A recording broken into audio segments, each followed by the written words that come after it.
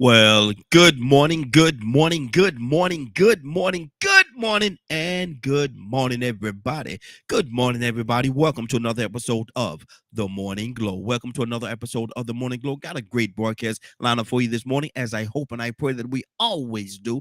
I'm not important, just a question asker. I'm just a question asker. My name is Raheen out of Atlanta, Georgia, and I want to let you know that the phone lines are open. You could give us a call at 508-924-3521. 508-924-3521. Had to adjust my headset, like my head got a little, like I got an old square head or something. I don't know what the word, like I'm what's that, square pants, SpongeBob SquarePants, whatever they do name it. Like I had a square head, man. I had to adjust my headphones like they about to drop off the back of my head, man. That wasn't right. That wasn't right. Somebody tell me that wasn't right. And again, good morning, everybody. And like I said, the phone lines are open 508-924-3521. Y'all know I ain't got any sense. I want to ask y'all a question this morning. We got a couple of topics we're going to talk about today. We're going to cover today. But I want to ask this question. Parents, parents, parents that have more than one child, two, three, or more children, do you find, and help me understand, because I see this a lot. I actually think I did it myself. I have four daughters, and I think I did it myself. Are we harder? Are we tougher? Are we more stricter, if that's such a word, on our firstborn, maybe even our secondborn? And then when we get down to like the third or maybe the fourth child or however many you have, we ain't judging nobody. Have as many children that you could take care of as you could take care of. But my thing is, are we harder? Do we find ourselves harder on the first one? Don't do this. Don't do that. Pick up behind yourself. Don't do this. Are we really that way? And then after we have the second one, ease. We may ease up just a little bit, just a little bit. But as we have more children, y'all bear with me. Y'all know I'm multitasking. And as we have more children, do we tend to ease up a little bit? Do we tend to be a little softer? Do we loosen up the rings? The ring, I had to say the rings. I think that's what they call it, the rings. Do we loosen up on the rings just a little bit? Toussaint, good morning, sir. How you doing this morning? I see Toussaint over there, but I think he's having some issues with his system this morning. I think he may be having some issues with his system. Toussaint, are you there? And again, the phone lines are open. I want to hear from everybody. Oh, if you got if you got parents, Lord, if you have children, and more than one, were you harder on that? If you look back, if you really look back, were you harder on that first one than you were any of them? That's your first child. That's the first. There you go. Oh, we lost him again. We lost him. Hold it. Hopefully, we'll be able to get him back in just a second. But Tucson is trying to make his way in, and I want to hear his heart on this as well. Because Tucson have like me. I got, like I said, I have four daughters. I have four of the most beautiful daughters you'll ever see in your life. Yes, I do. Yes, I do. I'm proud. High and a happy elephant elated and porcupine proud of my four daughters, of my four babies. They grown and gone now, but they still my babies. Yes, Lord. Yes, Lord. And so I know that my first one, I was a little tough on my first daughter. She's very responsible. Got kids of her own, my two of my grandchildren. She's married and doing real good for herself. But I know, man, it was tough on her. And then her sister started coming, and then I started putting all this responsibility on her because quote unquote, she's the first one. She's the first child, so she should be should have a little more responsibility. She should be a little more responsible because she's the first one. Is that always the case? Or do we just thrust that on our children? You're the first one, you should be more responsible. You're the first one, or maybe they're not. Maybe they're not.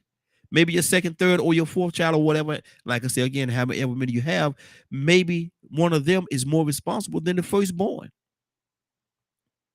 But a lot of times, what happened is you the firstborn. You should know better. You the oldest. You should know better. You set the foundation for the rest of them. What if they don't have it? What if they don't have it? You're gonna allow the firstborn to lead the rest of them in a ditch? You allow your firstborn to lead the rest of them into a ditch if their firstborn don't have it. Toussaint, good morning, sir. How you doing this morning? Man, I'm good. I'm having technical difficulties this morning. I saw you struggling. How they say it, struggling over there. I saw you not struggling. I saw you Looking, struggling. looking crazy. look, look.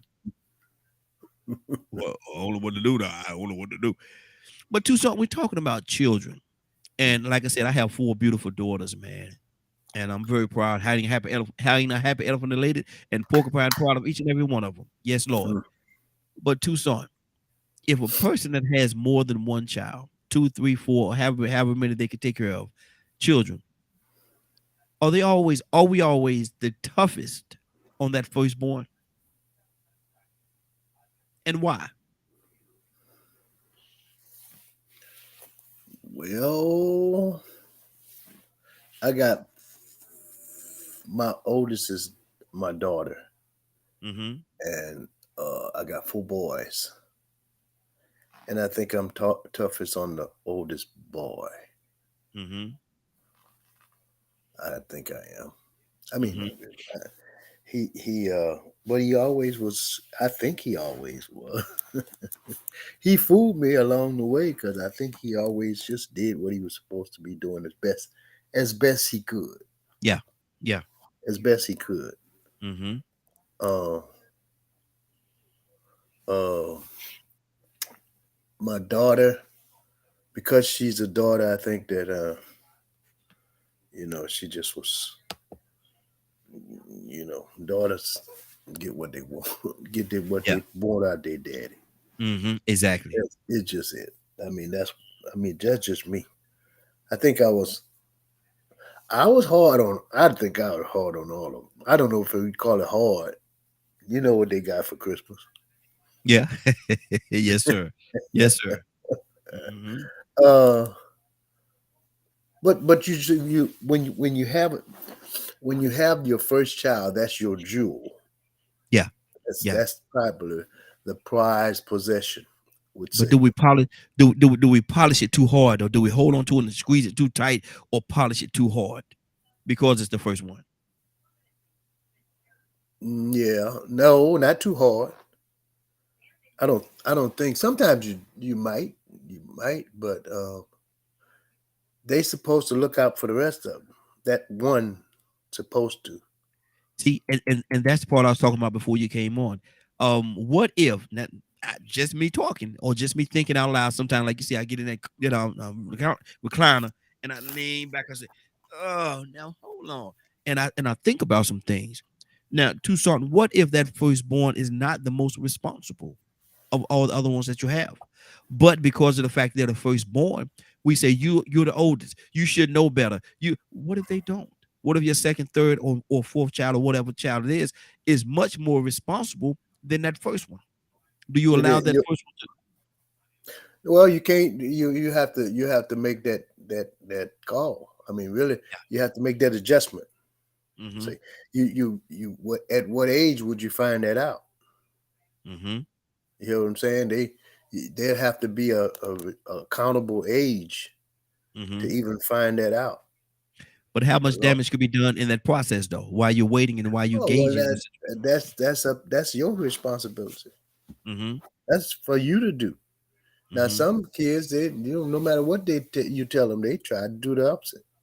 Yeah. So along the way, you got to make those, you know, try to give them that direction. Look, no, okay, good. Kind of, the good and the bad that they do, the encouragement they need along the way. It's the parents' job to do that. Mm-hmm. You can't Mm-hmm. you can't let a child. You know how what you said the other topic was Monday and Friday. Uh, you you It's easier to build a strong child than to yeah, rebuild you a broken build man. you build you build Mhm. that child. That's your job. You Mm-hmm. build them from the time that they first born or really in the womb until whatever that they start walking and talking, and you, that's your job to Mm-hmm. kind of do. And I know we live in a society that it always, we make our own decisions Yes. because we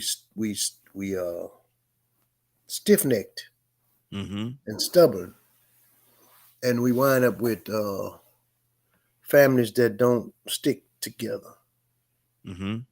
and then the child has to.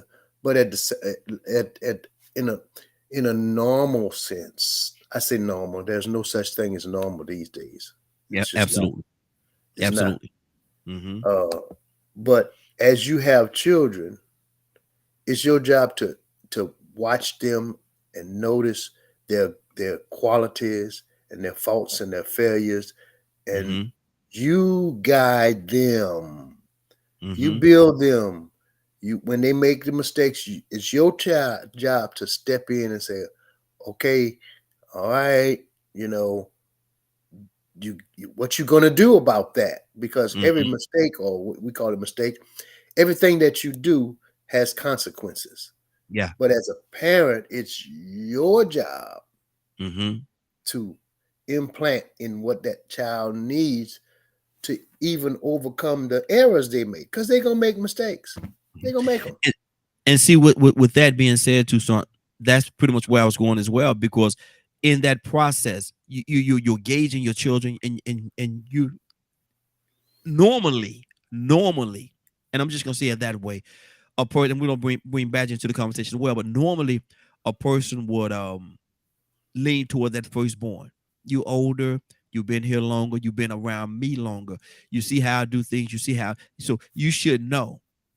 But sometimes people get in at different paces and different stages. And so you're doing this, and you're allowing that, you're trying to build that firstborn up to be the responsible person that we know that they are. But they don't always get it. And so in the process, you give them that firstborn responsibilities. Make sure that this is done. Make sure this is done. Make sure this is done. You come home, it ain't nothing done. They sitting around playing, running, and having a good time. Tucson, how you see where I'm going? How Yeah. many times, and then you go to your second or your third born, and you say, man, what y'all been doing? You ask everybody what y'all been doing, and your second one said, well, old Charlie over there, he was running around, he was playing, blase blase. Daddy, I tried to tell him, but he wouldn't listen to me. I told him what you wanted me to, that you wanted us to do this, and he said, don't worry about it, we'll take care of that later. Mm, That later never came, and now you're mm. here, and it's not done. How Boy, many I tell times? you what, they couldn't have been when we was coming up. Now, uh, my oldest sister is 16 years older than I am. Mm-hmm. Okay, so it wasn't no question about whether I was going to listen. Yeah, When Mama yeah. them left the house, I knew that now at that point when I got old enough to do some stuff, she was gone. My oldest brother, was gone. He Mm-hmm. was already in the Navy when I was 5, maybe 6. I don't know. He was already gone to the Navy. Mm-hmm. So that left the third oldest. So and in our I'm number 12, man. Mm-hmm. Wow. Okay. Okay. So Mm-hmm. so that's how that worked. So let's go a You're the, little bit down you're the the line. youngest too, right? You're the youngest, right? Yeah, that's what they say. Yeah. Yeah. Um, but let's go a little further. You got the first 4 kids out of the house. They even either in college or they gone married. Uh-huh. By the time I was 10, Mm-hmm. now you got the second set of the kids. I call it the second set of kids because you got the youngest 4 or 5 or 6 kids in the house. Let's see, one, two, Mm-hmm. three, 4, 5. Yeah, in the house. Now, when Mama them left, and I'll shut up because I got to get ready for therapy myself. Um, says Larry, you in charge. Mm-hmm. No ifs, ands, or but about it. Mm-hmm. And Larry that some things happened to him along afterwards. But when Mm-hmm. Larry would say something, Larry would, excuse me, he take care of everybody in the house. Mm-hmm. Now Linda, my sister, the oldest, the baby girl, by that time, the baby girl was the oldest one uh, under Larry. That those two would be the ones that Mama them said, okay, y'all make sure everything done. Mm-hmm. Now, by that time, you got a age group of six. You got 5 kids with about 8 years between me and them, the oldest Mm-hmm. and me. Yeah. Okay, Yeah. Mm-hmm. all right. But if Larry said something, it wouldn't be good for me. Mm-hmm. If Linda said something, Mm-hmm. it wouldn't be too good. And Yeah. Nate, Gerald, me, my Gerald, me, he was 2 years older than I am, Mm-hmm. and but he was shorter than I was. He Uh-huh. didn't like that. But in our house, we was told that you listen to your older brothers and sisters, and they was Mm-hmm. held accountable. And when Dad them got back, they wouldn't come to me. Mm-hmm. I was good. Yeah. Yeah. Yeah. You're safe. You know what I'm saying? I didn't Mm-hmm. have to worry about that. Now, if I didn't listen to them, consequences. Yeah. Yeah. So that's in our household. I don't know about Mm-hmm. nobody else's household. That's good. That's good. Badger, good morning, sir. How are you doing this morning? Good morning. Another beautiful day. Yes, sir. Yes, sir. We're talking about children and people that has see your kids are still young, and so you actually going through that process right now.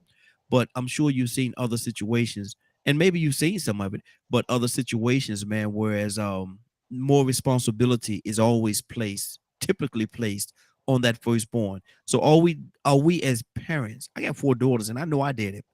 I put more responsibility on my firstborn. I say, and she's very responsible. She really is. It worked out in a positive way, but sometimes not so much. So I'm saying that, and I asked the question: do we put too much responsibility on that firstborn and loosen up a little bit, loosen up the grip after we have our second, third, or the fourth child, or however many you can take care of? And I say it in that way because to make sure that you don't have more than what you can take care of. But my Yeah. question is, are we tougher, a lot of time tougher, place more responsibility and more pressure on that firstborn? What do you say to that, Badger? From what I've seen, yeah, Mm-hmm. for sure. And I know a lot of the firstborns end up being, not all of them, but I've come across quite a few, myself included, that it was not a fun experience. Mm-hmm. Anything happened to the younger ones, boy, we got it. Yeah. Yeah. And irregardless if they listened or not, Mm-hmm. you know. Wow. But that probably is more common in toxic households and not positive households. Mm-hmm. So, um, now mine, I don't run mine like that. So, because they're also close in age as well. So, Yeah. That's what I was but saying. Yeah. They're close in age. Yeah. there's also mental health things going on as well. So, Mm-hmm. um, and to me, that's another factor of there's a lot of the firstborns that end up having struggles that don't ever get found out because there's so much pressure or stress put onto them to perform in a certain way. Mm-hmm. And it's so there's I think at a certain age, like, hey, would you help me watch your sister or brother, for a couple of minutes while I just run to the bathroom or something, Mm-hmm. that's one thing. Now, I would not expect a 14 or 16-year-old to watch. a whole bunch of kids. Mm-hmm. I think that's a bit too much because to me they're still growing. So I just have different aspects to things of that nature because I can see how it can build responsibility to a degree, but it can also affect them in many different ways. Mm-hmm. So But you're gonna and I'm gonna take, yeah, and to your point, or I don't necessarily counting your point, but other side of the coin is this right here. A lot of times, parents, especially if they're a single parent, sometimes even two family households, the parents have to work. They have to work, and they have to go to work and make the money to quote unquote pay the bills, food on the table. You know the saying, how they say it. And so in order, and if they got two or three kids, a lot of time they'll put their responsibility on that oldest or that firstborn child, be it male or female, because they got to go to work. They have to go to work, and they have to go out there and make the money to make sure everything is taken care of and everybody is taken care of. And so in that process, they tend to put responsibility. It could be 14, 15, 16-year old child, because it's still a child. You put those responsibilities on them and say, look here, make sure this is done, make sure they don't let nobody in this house, make sure all these things are done, make sure all these things are taken care of, because I have to go to work. So make sure you do it and walk out the door. So, mm, you know, in the real scheme of things, man, a lot of times these responsibilities are placed on these kids because the parents have to go to work, yeah, and no, they have to make their money. no, I agree with that, and that's it. Like that's a really good point, and it's very unfortunate that that is the situation that's become very common nowadays. Mm-hmm. You know, unless one parent is, gets that really good, well-paying job, you know, it's kind of the situation of it's either the single parent or both parents are having to work because of, Mm-hmm. you know, everything is to be able to survive and feed everybody and all that stuff. It's tight. It's Yeah. tight sometimes. Man. Yeah, yeah. So, and unfortunately, a lot of them kids are having their childhood robbed from them because of it. Mm-hmm. Yeah, yeah, yeah. So, you got to focus on school. All right. Well, I'm going to come home. I'm going to study. You don't have time to study. You got to watch the kids. You got to watch your siblings. Mm-hmm. You know, think about how, like, to me, I know there are some that are able to, that at least come across as able to handle it. And then there are those that they seek help when they get older. Mm-hmm. At the end of the day, when we thrust those responsibilities on our children, and because of the fact that it's a necessity, it really is a necessity. In some situations, it's a necessity. But always, Badger, are we being fair to our children? Man, I don't want to say it, but I don't think we are. I don't think Mm-hmm. we're being fair to our kids in a lot of ways. Mm-hmm. So, it's that's why I posted what I posted because we got to do something, Mm-hmm. you know. So I don't looking at man. I don't want to stray too far from this topic because Mm-hmm. I was crying yesterday during that meeting I told you I was in. Mm-hmm. So it's there's a lot going on. Yeah, yeah, yeah. Let me go to Tucson. Tucson, what's on your heart, brother? Are we being fair to our children when we do these things? And it's out of necessity, brother. Sometimes it's out of necessity. The parents got to go to work. They got to go to work, and so somebody have Yeah. to take responsibilities. So So are we being fair to our children? yeah, I think so. I really think. I think so. I think so. More so now. I think I don't have young kids. Mm-hmm. Thank God I don't have it in society. Mm-hmm. But looking at the world that they living in, you need to prepare them to take care of themselves as early as possible. Wow. That's just me. What As even early, even they with need that, to be making beds at 5.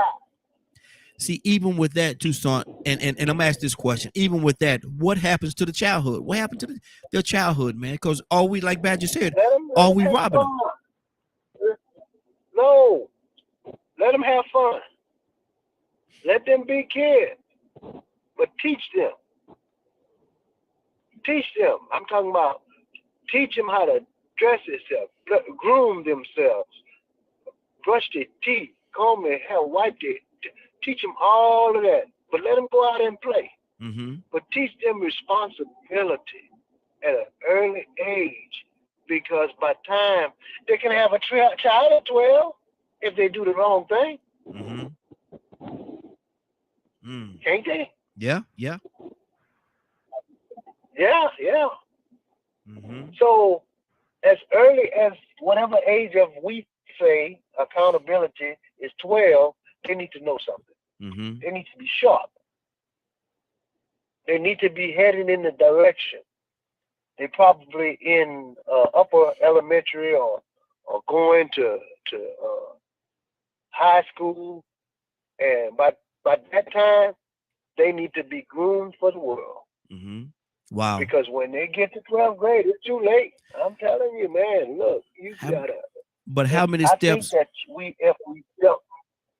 How many steps are we leaving out in our children in the process between being a child and being an adult? How many steps are we skipping in that process? I think that just me. I'm just rethinking this thing. Thank God I don't have to do it. I got to be lonely, man. I think that you need from the age of 1 to 12, they need to be on it. Mm. And then from 12 to 15, stop them from playing games. Not stop them. Listen, I mean, yeah, I said stop them. Mm-hmm. But here's what I'm saying: guide them Mm-hmm. into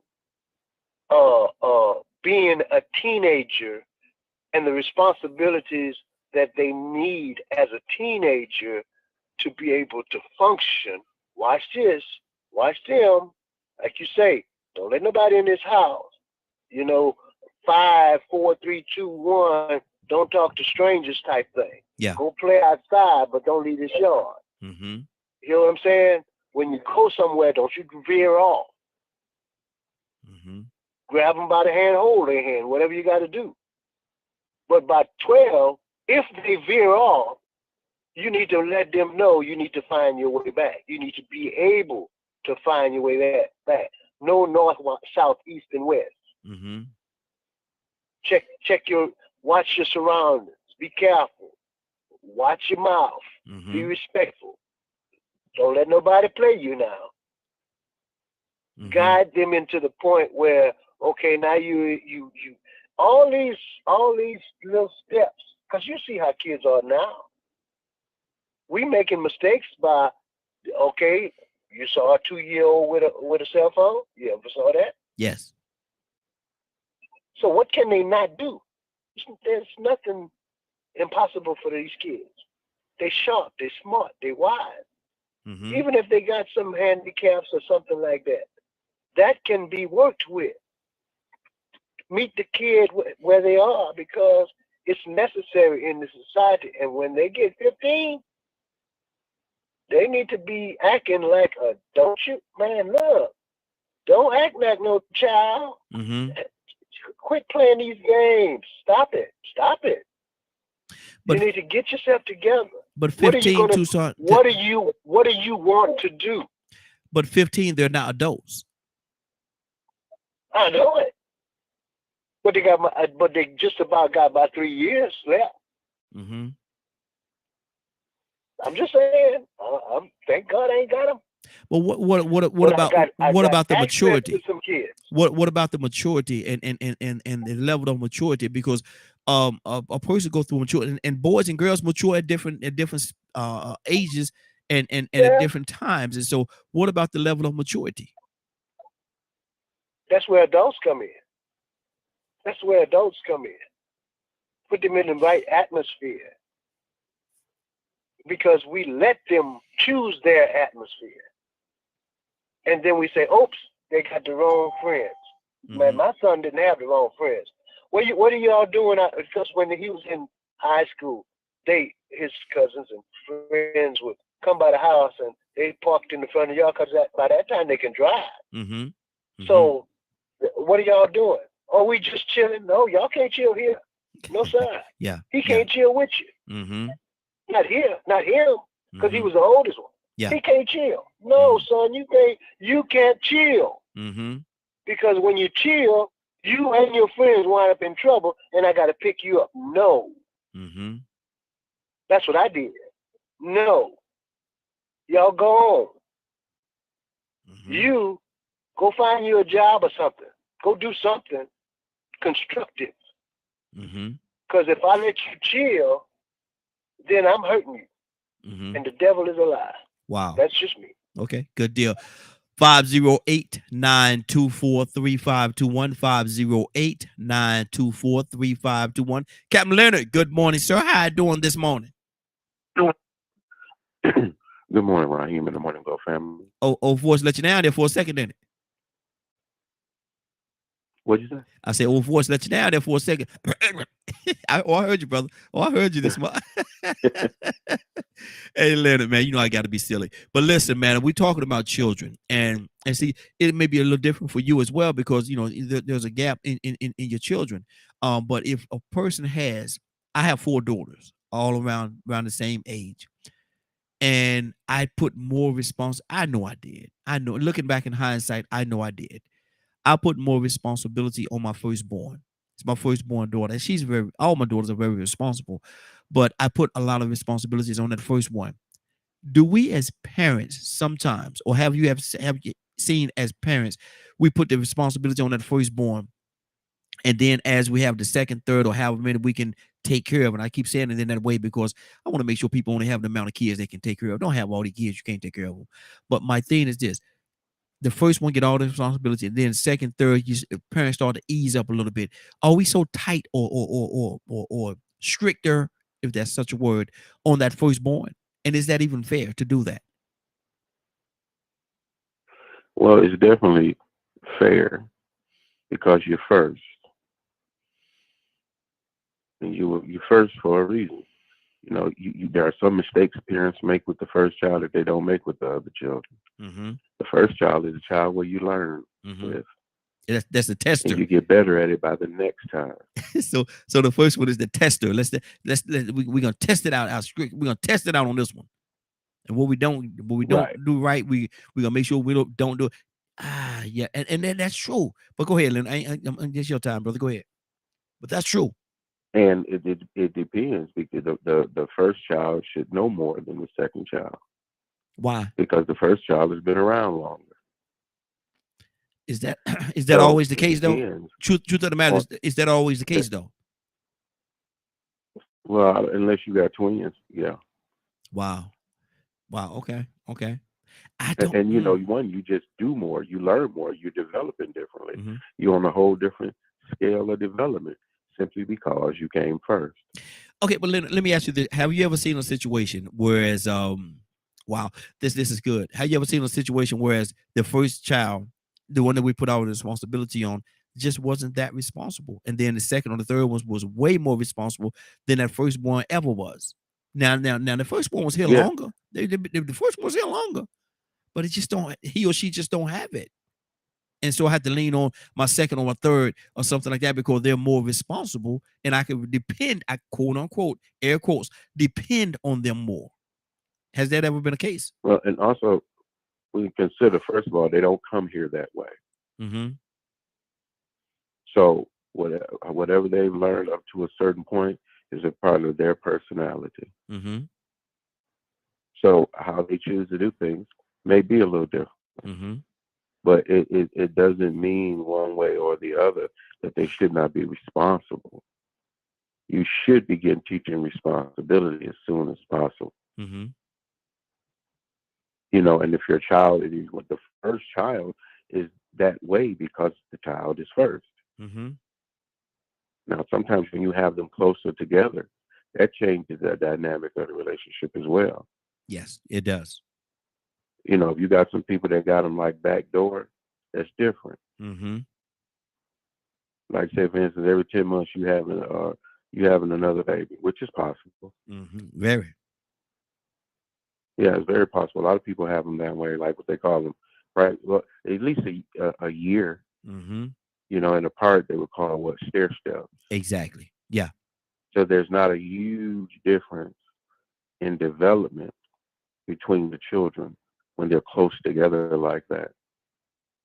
So it's not like with mine, I have one 23 and one 15. Mm-hmm.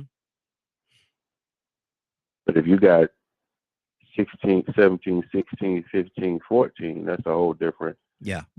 group of dynamics because now Mm-hmm. you're dealing with a crowd of folks. Mm-hmm. And they gonna all have different personalities. Some of them gonna be a little bit more athletic. Some of them gonna be a little bit more rational. Some of them Mm-hmm. probably gonna be a little bit more timid. You never know. Mm-hmm. Mm-hmm. But it's just waiting for them personalities that develop, which really lets you know who is good at what, at this, that, or the other. Mm-hmm. Mm-hmm. That's good. That's good. Let me ask you this question. Then we'll go to Badger. Excuse me. Excuse me. What a lot of times we spoke this morning on this topic talking about bills. The bills have to be paid. The parents, single parent, a two-parent house, or whatever the case, but they have to go to work and they have to leave somebody in charge while they're at work. Make sure this is done. Make sure this is done. Don't let nobody in this house. Don't be in and out the refrigerator. Eat what it is we got. Allocated for you to eat and different things like that. Certain responsibilities. In that situation, do you think we could be putting too much responsibility on our children, and that we'll rob them of their childhood because we're putting them in a position, almost a situation of being an adult, because they have to take the responsibility of the household in the absence of the parents while they're at work? Are we being fair to our children during that situation? Because somebody got to be in charge. The house still got to run. Somebody got to call the shots. So are we being fair to our children? Yeah, it's not that you're being unfair. It's just your lifestyle. Everybody don't. One thing I'm completely against is this notion that everybody got to do the same thing, Mm-hmm. the same way, Mm-hmm. and that's just not. That's irrational. Mm-hmm. Because people have different lives. People have different desired outcomes for how they live and things of that nature. So I don't, usually criticize how a person is doing something unless there is a problem. Mm-hmm. If a problem presents itself, that's an issue. But you need to be teaching personal responsibility from the womb. Mm-hmm. Mm-hmm. Okay. Because Tucson was saying at a certain age they should be responsible, they should be able to do this and should be able to do that. But my question was, at what point are they able to be a child? Because if you put the one that they're going to be a child regardless. Mm-hmm. You don't control that. Mm-hmm. They're going to be a child. They're just going to be a child learning differently, being exposed to more things probably, because you got to remember, people say, a childhood. I had a pretty decent childhood, but that didn't mean it was being very irresponsible neither. Mm-hmm. I had to be a responsible child. Mm-hmm. Mm-hmm. Wow. I mean, your child develops to this point. When they first come here, that's when they start, day one. Mm-hmm. Wow. Let me go to Badger. Some people had their children on a schedule by the time they 3 or 4 months old. Wow. Well, eating schedule. Yeah, I do. I've seen that. I do agree with that. But Badger, you said earlier, before Leonard came on, you said that you don't think that is fair, and we're being very unfair to our children in a whole lot of different ways. Explain that to me. Well, for me, if we put all the responsibility on one of them, because that was my understanding of what you were saying earlier, Mm-hmm. is just on the oldest.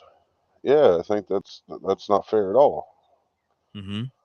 I think at certain ages, because I agree with what's being said. You start when they're young, teaching them to be responsible. As they get older, I would or at least in my perception, you would hope by the time the child's 10 years old that they know not to put a fork in a light socket, Mm-hmm. Mm-hmm. or, put your dishes in the sink, clean up after yourself to a decent degree, you know, not getting on the floor, cleaning the floor with a toothbrush, not that kind of stuff, but, you know, have some kind of responsibility. Mm-hmm. So, if the 14-year-old's having to watch, the 8-year-old, the 8-year-old, also should have some concept of being responsible that's age appropriate. Mm-hmm. Being respectful, don't jump on the couch, all that kind of stuff. Mm-hmm. So Ultimately, responsibility is in the hands of that 14-year-old, though, in the scenario that you presented. if the 8-year,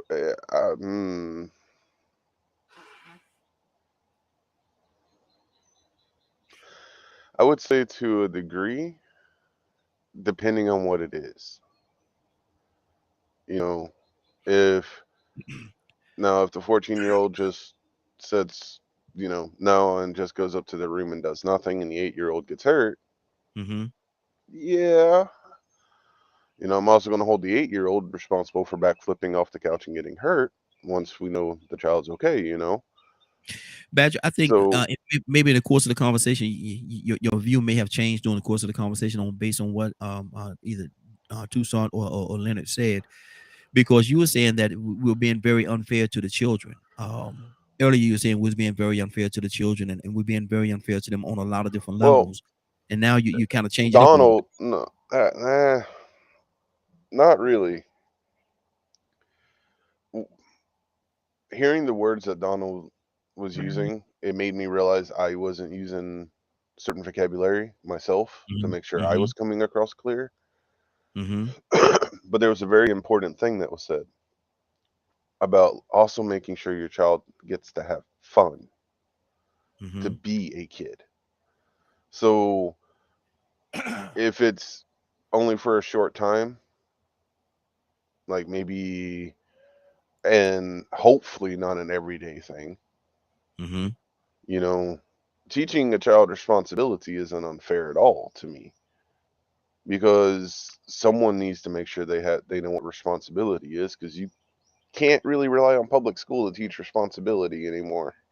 If that corner, and let's deal So with it from an angle of a single parent. If that single parent work 6 days a week, because they have to work 6 days a week in order to make the money that they need to make to pay the bill. So 6 days a week, the parent is out of the home.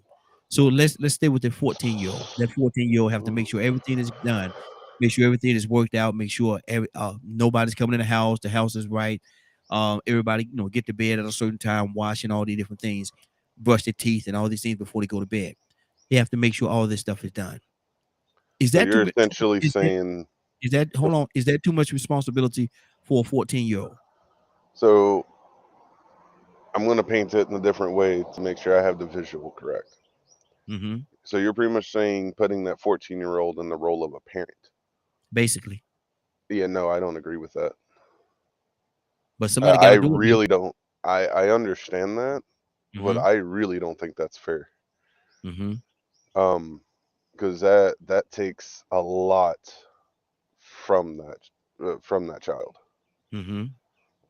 of being able to socialize in certain ways, possibly derail them from education. Now, some of them are able to still be successful, but that I have met that had to play that role, it took them a lot longer to get on their feet Mm-hmm. Wow.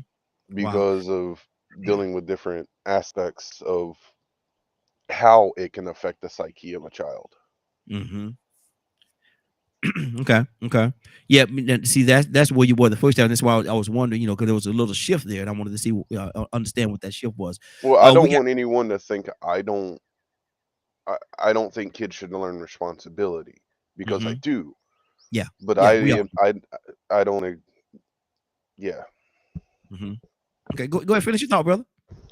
But I do feel that there's a line.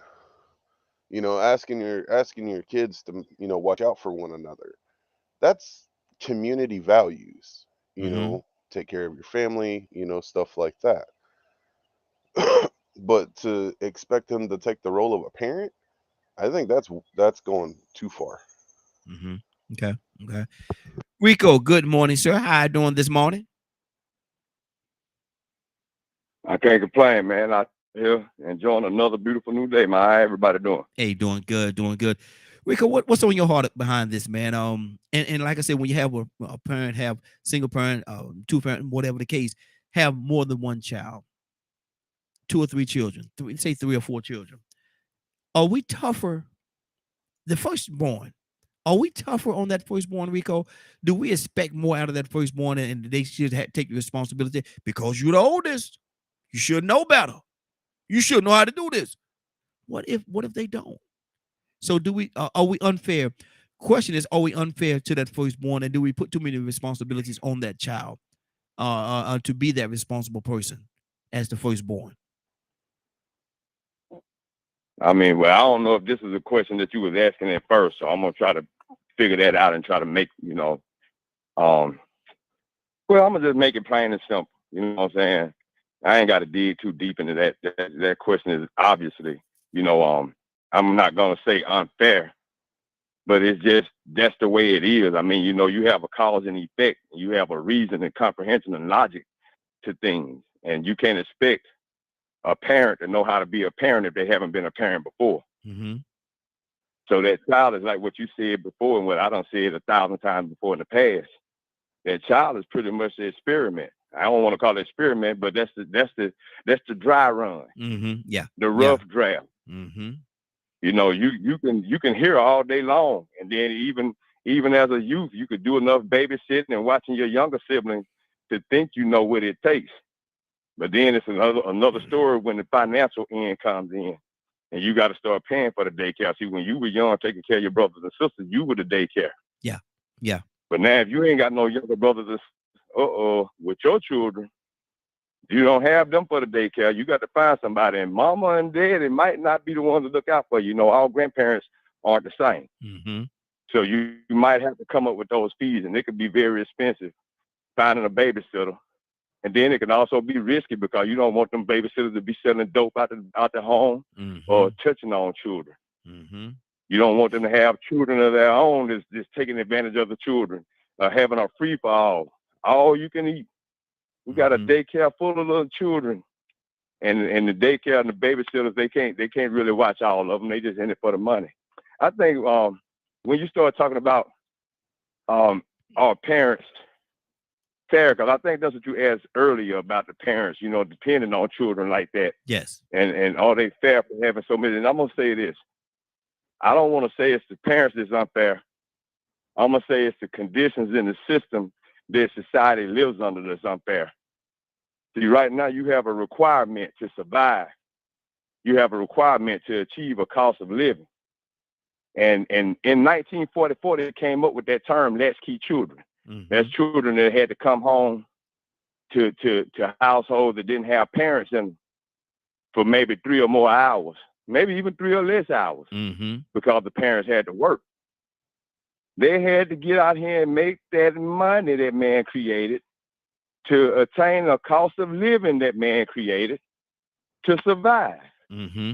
Yeah. So now what we might have to do, we might have to work 1 or 2 jobs.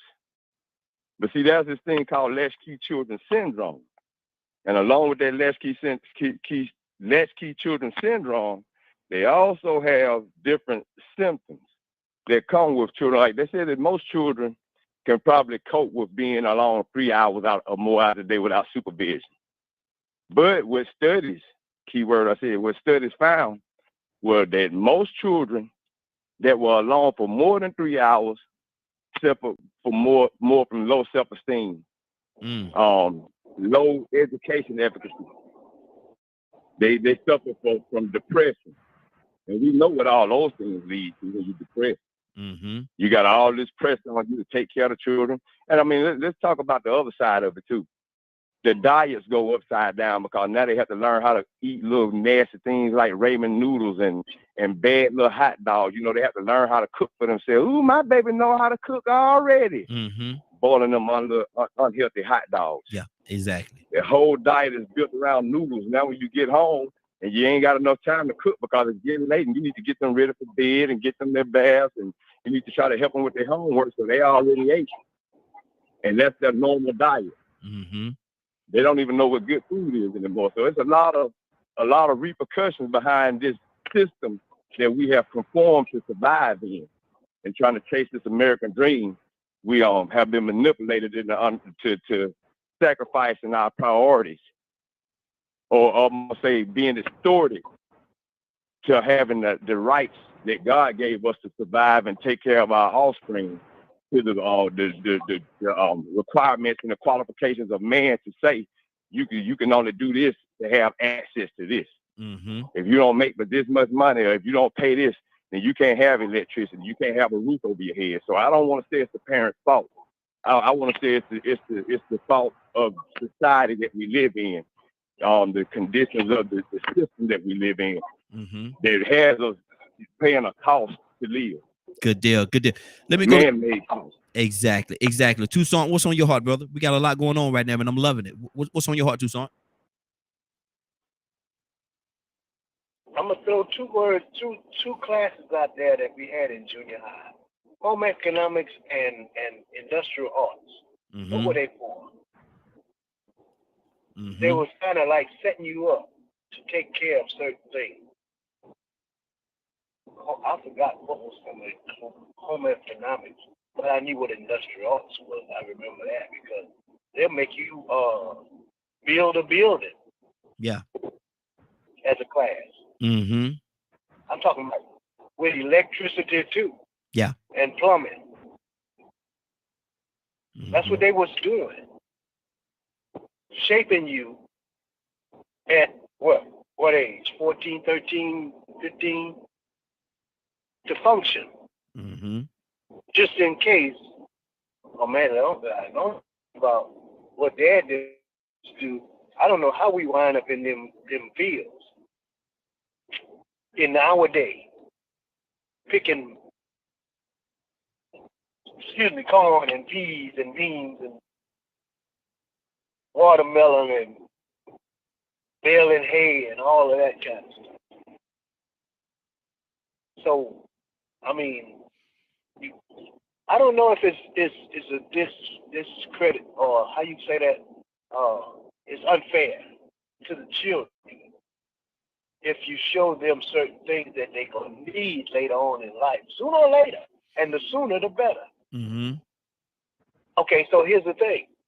How long is recess? How long was recess? You remember? 30 minutes? About 30, 40 minutes, yeah. 30, 40 minutes, something like that. At the most. Mm-hmm. The rest wasn't playing, even in school. So, you can't play all your life. You've been playing. Remember how the saying, "You play too much." Yeah, yeah. You mean to tell me that's all you've been doing all day? Oh, I was outside and I played. We was playing. You mean to tell me I told you to wash your dishes? You need to be able. What if you can reach the sink? You ought to be able to wash the dishes. Mm-hmm. You eating. And it's not necessarily teaching the child or having the child, giving the child the responsibilities of a parent, but he ought to have responsibilities of an older brother or sister. Mm-hmm. Because sooner or later, unfortunately, if you go into work, somebody's going to have to change that child's diaper. Mm-hmm. Wow. Wow. You have to teach them certain things so that you won't have problems in your household. And see, I exactly, and that's a part of where I'm coming from with this thing, man. Are we putting? It's a lot of responsibilities that we're putting on these young people. It's a lot of responsibilities. Yeah, they have to learn, and you're absolutely right. They can't play all the time. And nobody should expect for them to play all the time. But at the same time, do we rob them of their childhood by putting all these adult responsibilities on them? Do we rob them of their childhood? Or are we robbing them of their childhood by putting all these adult responsibilities on Tucson? What do you say to that? Leonard, coming to you next. I don't think I keep saying, and I don't know if I'm wrong, I don't think it's adult responsibility as a person because I had a thought when you said that, but see, you can't afford to hire. Maybe you can hire a babysitter. I don't know. Mm-hmm. Maybe you got a kinfolk that can come by and they're not going to the job, or maybe the grandmother will keep the child for a while. I don't know. No, depends on what your situation is. Mm-hmm. But if your situation is you don't have a grandparent, or you can't afford a nanny or whatever you want to call a babysitter, then something's gonna have to happen. Mm-hmm. And see, when back in the day, people had kids for a reason. Yeah. Yeah. Somebody had to go out there and milk that cow. Mm-hmm. Somebody had to help plow that field. Guess who that was? Little Johnny. Mm. And kids were tough. I'm talking about they'll flip a calf over Mm-hmm. at 8. Wow. Now we want them to play all the time. Mm-hmm. Give them a game, give them a cell phone, give them an iPad, and they 5. But they don't know the things that they necessarily need to function. This is a dangerous society, and I think we're not doing enough. Mm. I Okay. think we're doing too much of something that we shouldn't be doing. Do you think we're But we're pacifying? doing that well. So you think we're pacifying the kids too much? Yeah, I think so. Mm. I really do. What in the heck do I need a cell phone for at 3? What I need that for? You know what? You know how much a cell phone is? Yeah. Yeah. Yeah. Uh-huh. And you got 4 kids, and each one of them got a cell phone, and none of them in high school. Mm. None of them. Mm-hmm. And they flunking. Well, see They can that call goes you to from school because they got a problem. that goes to a reward system, and how are we rewarding our children? And we certainly not going to reward them for doing bad or not doing well. We're not going to reward them, but at the same time, that I think that's a little that I think that's a little different than the responsibility element that we're talking about right now. Leonard, what's on your heart, brother? Yeah. Oh, I'm sorry, Tucson, I'll finish your thought. Leonard, come to you next.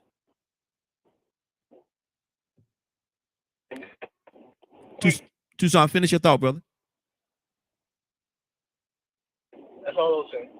Okay. Leonard, what do you say to that? Well, one, I don't think it's unfair, like I said before. Mm-hmm. One, I'm more into teaching people and helping people learn based on where they're going. Mm-hmm. I'm sick of the whole kid thing. Mm-hmm. You ain't but a kid that long in the first place. So the goal is to grow up, not stay where you at. Mm-hmm. So each step is a learning step to teach balance. No, you don't work all the time, but you don't play all the time neither. Mm-hmm. You shouldn't be paying bills in the house. That's different. Mm-hmm. That's a parent's responsibility to provide that. But isn't it a parent's responsibility to take care of the kids too? Say that again. Isn't it a parent's responsibility to take care of his or her children too? And you shouldn't thrust that responsibility onto a child because they was born first or because they're the oldest. Well, your responsibility is to provide. It's not the child's responsibility to provide. Mm-hmm. So that's a different question. However, you should begin teaching children personal responsibility and shaping them to be responsible for their behavior. Mm-hmm. If I give you a task, that's all it is. It's a task. Mm-hmm. It's a task for you until I get back. Now, why you wouldn't teach early on things like taking care of those who can't take care of themselves? Mm-hmm. That's why you're doing it. Mm-hmm. And that helps them. Most likely, when you look at actual data and statistics, firstborn children have different characteristics sometimes than lastborn children. Mm-hmm. More of them characterized by type A personalities. Why? Because they've been in a leadership role a lot longer. they've been thrust So they into become better leaders a lot of times. they've been thrust into that position. I don't think that's necessarily something they was born with. I think they was thrust in that responsibility. Well, they was thrust in that lane because of responsibility required them to be in that lane. And you said something else. You said, Yeah, if I know how to sit at the table, if I know how to sit at the table properly, I should teach my younger brothers and sisters to do the same. But one thing that you said, Leonard, and I want to concentrate on this part a little bit. You said personal responsibility. Personal responsibility is one thing, but when you're talking about having to take care of other people, that's no longer personal responsibility. That's responsibility of the tribe, if you will. And so, and Right. That's why there are different types of responsibility, mm-hmm, and the responsibility we're talking about is related to tasks. mm-hmm, mm-hmm, You have a responsibility for a particular task. mm-hmm, That task may be making sure the dishes are clean. mm-hmm. Let me say this. You ate, didn't you? Yeah, exactly. And let me say this. I don't want to come across as if I'm certain of this, because I did it too. I did it too, and that's why I'm able to say this, because I put more responsibility on my oldest daughter. I put a lot of responsibility on her because she was the oldest. So I don't want to seem this holier than thou, right? No. I did it. I did it, but now I can look back and recognize what I did. And so I don't want nobody to think that, well, Raheem, you know, I don't think I'm nothing. I'm no better than nobody else, man. I made the mistake too. I did it. I put that responsibility on my oldest daughter. I did. And baby, you should be able to do this. You're the oldest. You should know better. Blah, blah, blah, blah, blah, and all the verbiage that goes along with it. I spoke that verbiage. I did. Well, I did that. Well, you're assuming that, like, about yourself, that you were wrong for doing that. No, I don't know what you did. No, it's not. So that, I wouldn't judge that way. It's not that I think that I was wrong. I just think that we place too many responsibilities on our children when we should allow them to grow up and be true. Yes, we want to teach them responsibility. I would never waver from that. We want to teach them responsibilities, but at the same time, how much, to what level, to what degree, and how much is too much too early? How much is too much? I don't believe in the children. It's responsible. The children's responsibility for paying the bills and things of that and providing. But everything else is a task that you teach your child. Okay. So one, if you want that task repeated, you have to teach it to be repeated. I mean, I understand what you're saying. Great to me. It teaches team building and cohesiveness as well. It teaches you the importance of family and taking care of family, and what is important about being family. I understand, and how you know the difference. And again, I say I understand what y'all saying, and I'm not gonna say that y'all are wrong, because everybody got their own perspective on this thing. I'm just saying that I think there could be a alley in this thing that we're talking about that we're missing, and that we could be robbing our children of them being children because of the fact that we want to enforce, quote unquote, that responsibility. Rico, what do you say to that, brother? Oh, we just lost Rico. Okay. Hopefully he'll call back in. He might have got disconnected. Badger, talk to me.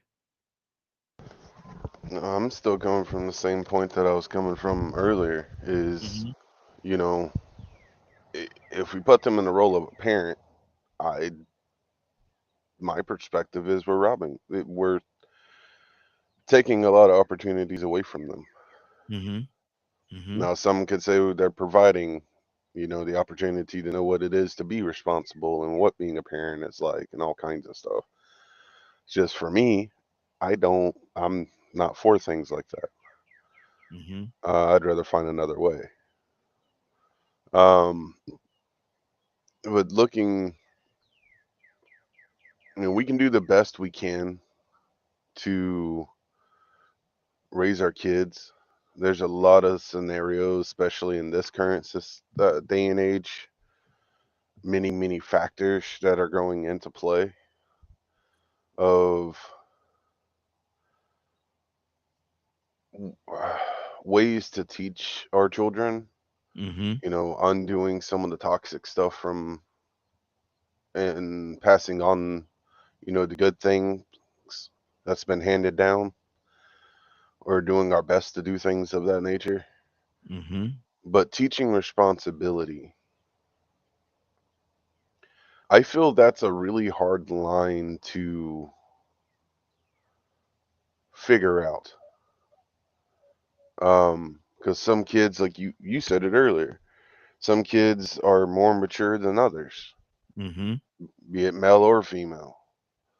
So it's, to me, one of those aspects of understanding your child and respecting them for where they're at.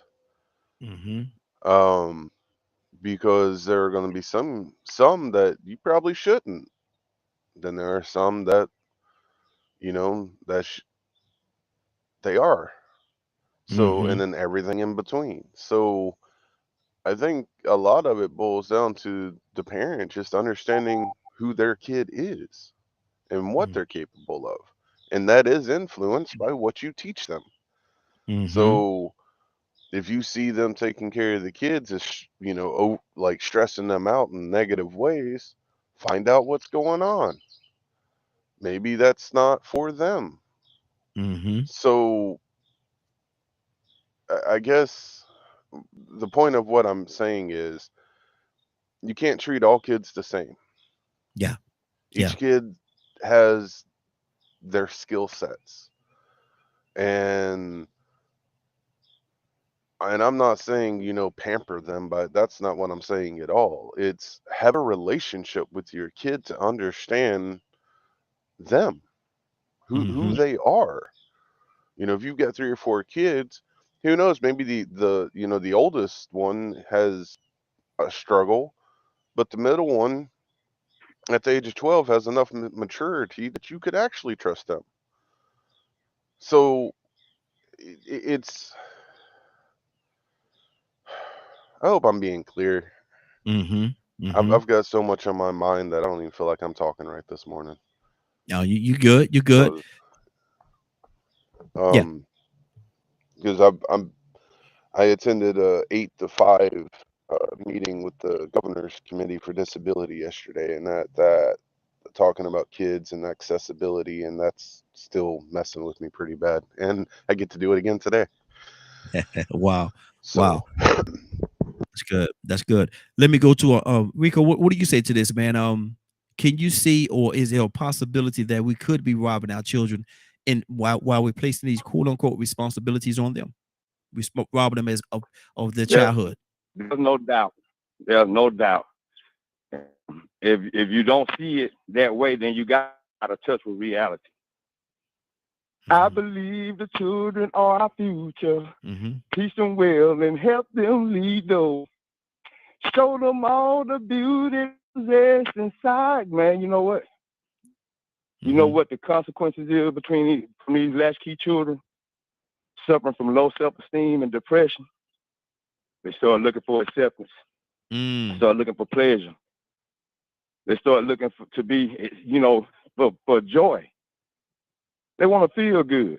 Mm-hmm.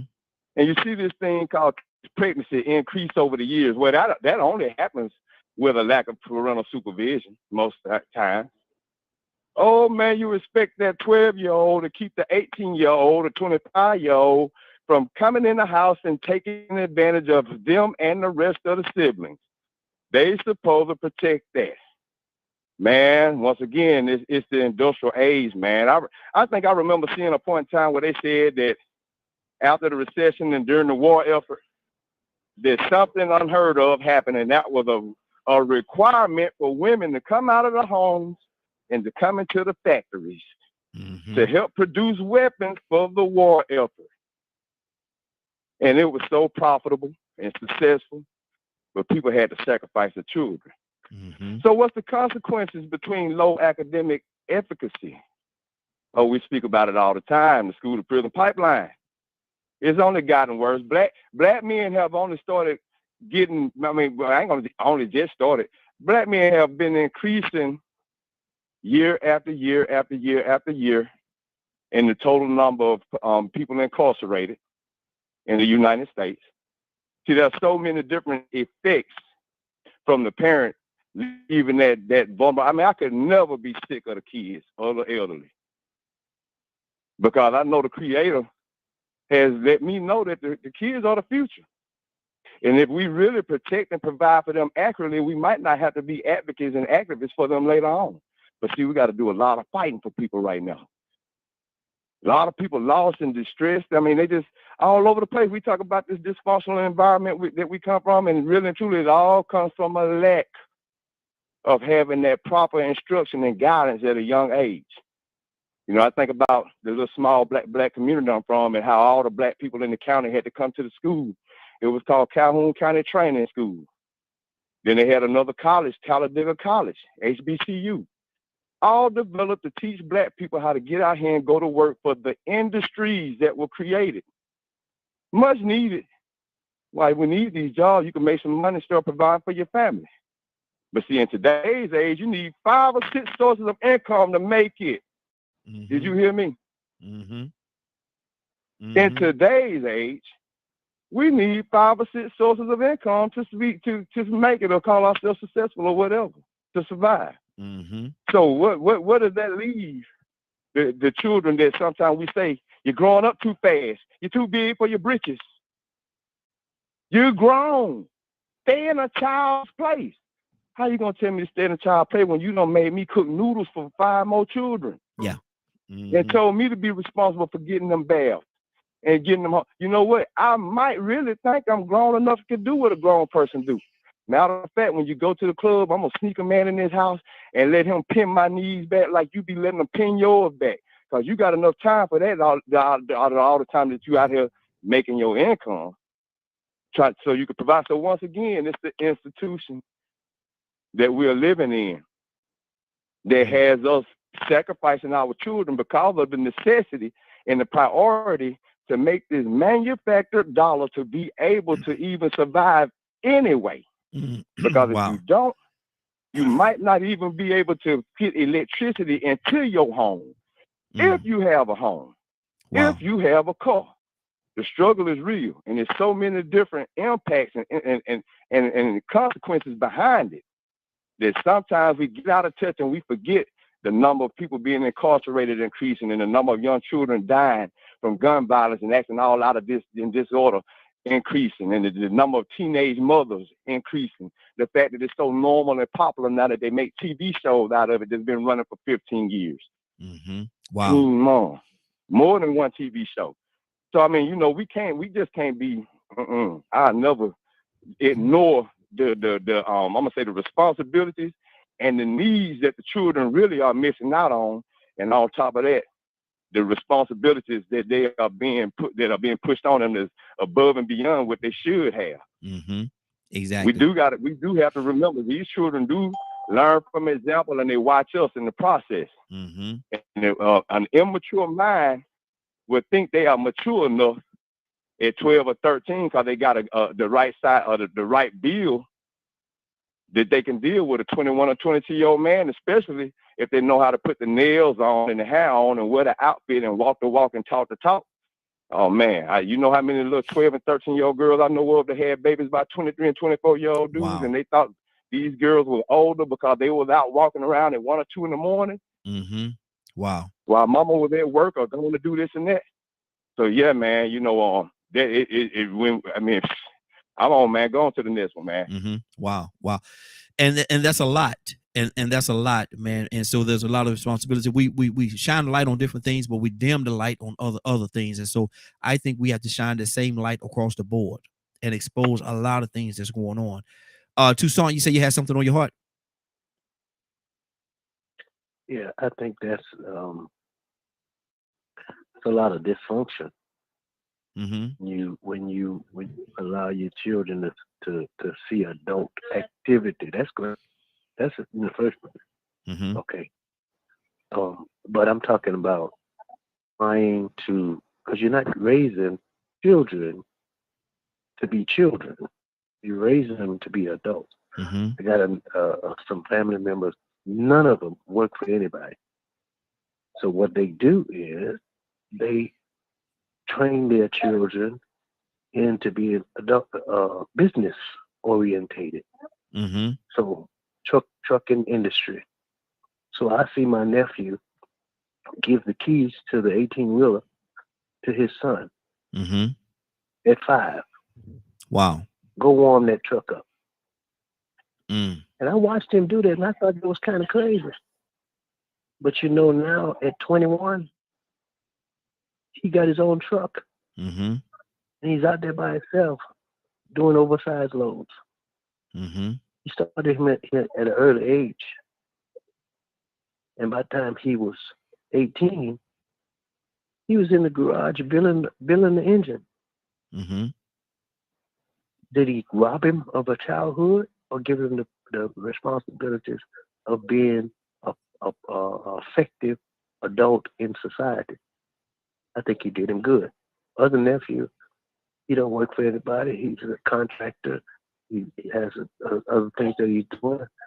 And somehow or another, his 13-year-old daughter is finishing school and entering in college. What did he do for her? Rob her or help her? So I just wanted to throw that out there.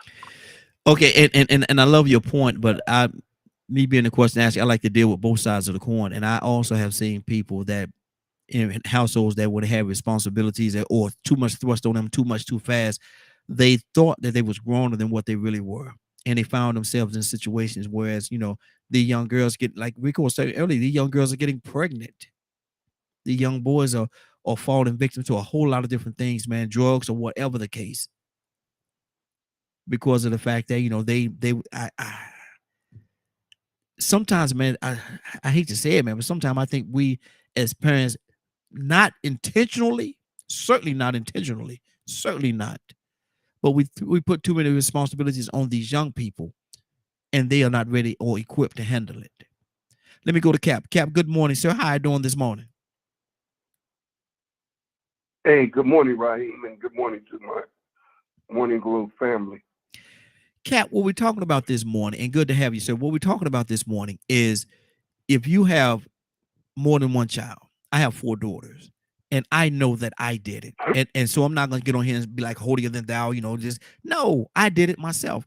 I know that I put a lot more responsibility on my firstborn daughter than I did. And as my other daughters came along, you know, the load lessened on each child as it came along. But that firstborn, I put a lot of responsibilities on her. You know, you should be able to do. You're the firstborn. You're the oldest. You should know how to do this. You should blah blah blah. So I'm asking the question: do we as parents do that to our children? And if we do that, put them responsibilities, because we have to go to work, have to pay the bills. Somebody have to make sure that the house is being taken care of. And we have an older child in the household, that responsibility 9 times out of 10 gonna fall on that older child. So are we robbing our children of their childhood and putting all these adult responsibilities on them? What do you say to that? Well, you know, it all depends who the parent is. I just like, I heard what Toussaint said, you know, about a father in the early stages putting responsibility by giving the keys to his young son. But then again, if you look at the end result, years later, he's in the trucking business. I think it's going to differ with me, Brother Raheem. I think it's different with every family. Number one, it all depends how you grew up as a man. How did your father put responsibility on you? I came in the nation at 18 years old, so my whole life was under a certain training and a certain discipline. So when I did have a son, I brought that son up in that training and that discipline, which means most of the time he was with his mother as I was soldiering in the nation. And of course, when he got a little older, as a young man, we put him in what we call the University of Islam, and he learned how to drill at a young age. He learned his prayer in Arabic at a young age, and he was in the mix with young men his own age, learning the same principles. And so therefore, you know, he had a culture, a new culture we put him in. Now, what about the parents that don't have a religious persuasion? I may say that, use that word. who come up as a single parent, and they're taught that, as I heard Rico was talking about these young ladies that's 13 and 12, and man, you can't tell them no more because they're coming out fully budded. I heard the minister talk about that the hormones in the foods that we eat are bringing young girls into their menses at 8, sometimes 9, sometimes 10. That's unbelievable, man. Yeah, but yeah. They eating these hormones, they blowing up, they shape, they curve. You can't tell. Only time you can tell that they are young is when they open up their mouth. But there are people putting their children, and just some men believe it. Putting them, the ladies today, and I know everybody heard it. This is my little man. Yeah. And some of them even call him little man. Hey, come here, little man. And so, they dress them up like an adult, the young men, the young boys, and they try to treat him like a young man. And he's got braids, he's got Timberland boots on, and he's coming up because that's our mentality. And so he begins to start taking on the ways of the world at an early age and making bad decisions because there's nobody there in a male figure to give him any kind of guidance. The young ladies the same way. The mothers no longer are mothers. The mothers are girlfriends. She's no longer a mother to her child, female child, girl child.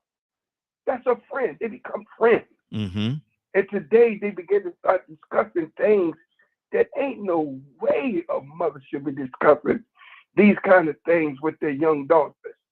But this is society because why? Today, either you going to raise them or TikTok going to raise them, Instagram going to raise them.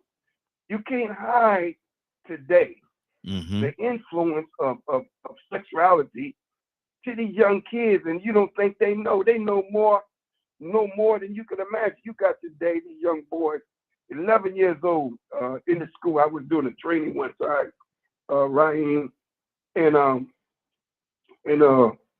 young boy in the back while I was talking to him. He's showing another young boy. These kids about maybe 10, about 11, 12, young boys. I go back there, man. Yo, my man, come here. He brings his phone up, man. He's showing he's on the porn site. Good Lord. Here's a young boy, 11 years old, man, 10 years old on a porn site on his phone. So this is modern technology today. So we are, our children, then when a young man, 11 years old, listen to me, 10 years old, he's on a porn site and he's looking at the perversion of women. Whether I don't know what I can't even tell you what he was looking at, but the perversion. So what's in his mind? What's in that 11-year-old mind now? Every time he see a woman, every time that young boy see a woman, he see a porn star. Every time that young boy see a woman, he think every woman likes to get on her knees.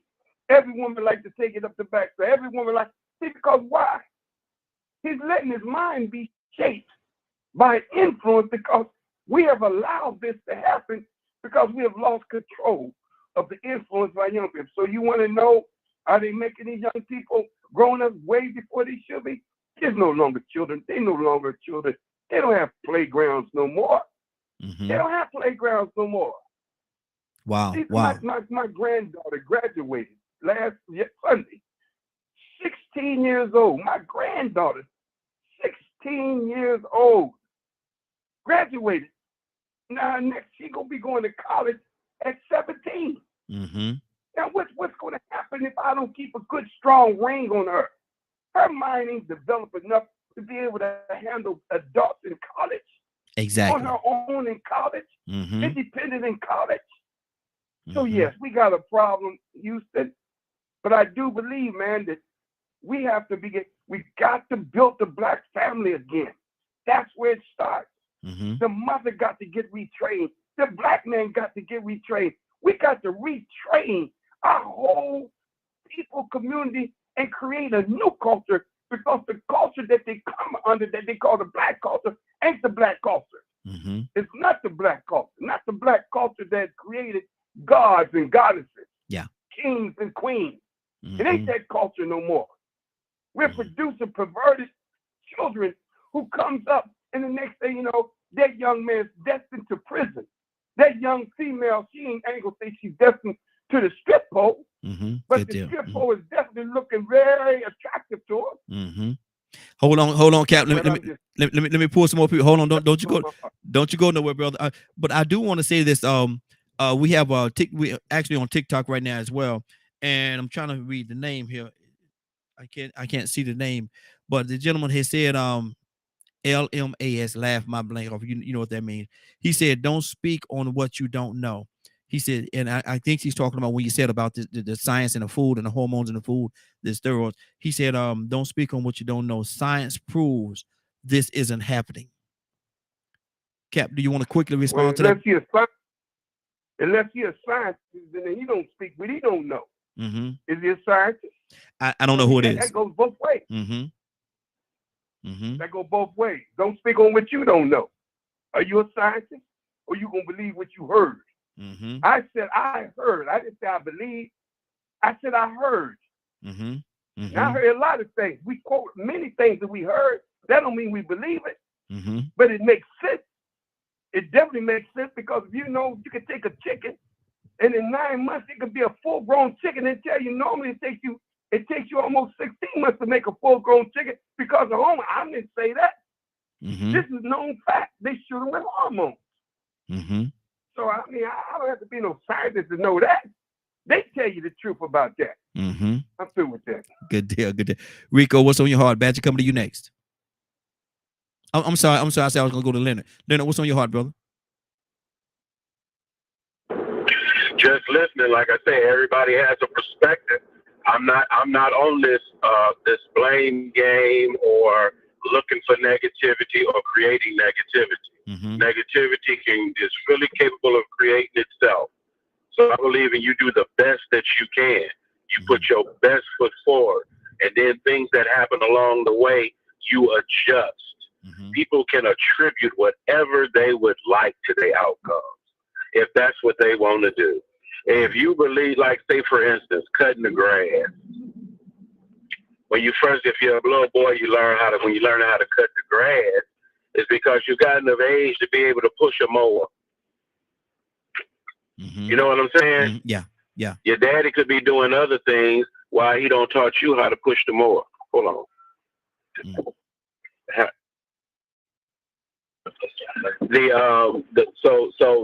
The notion that everybody's dysfunctional, everything's broken, and everybody need to reset and do things different the different way, I don't go along with that at all. I believe in people have their own choices, and as long as we keep trying to attribute this to that, no one will take responsibility for what actually is going on. Wow. We know exactly how to do things, but we choose to do things other ways. So you're not going to get your best outcome by putting in the least amount of effort. And always blaming somebody else for something ain't a way to go. You don't get to be a child that long enough to be sitting here obsessing over it. Because before you know it, you're an adult. You're training up a child to be an adult, not a bigger kid. That's true. So but you teach responsibility. That's true, and I do levels of responsibility. And I do agree with teaching responsibility. But my issue with the thing is this: are we? And you're not a child long, and I love what you said. You raise them to be an adult, but in the process of doing that, do you cut off a certain part of their childhood to pour in with more responsibility, or do you allow them to be a child and go through that process?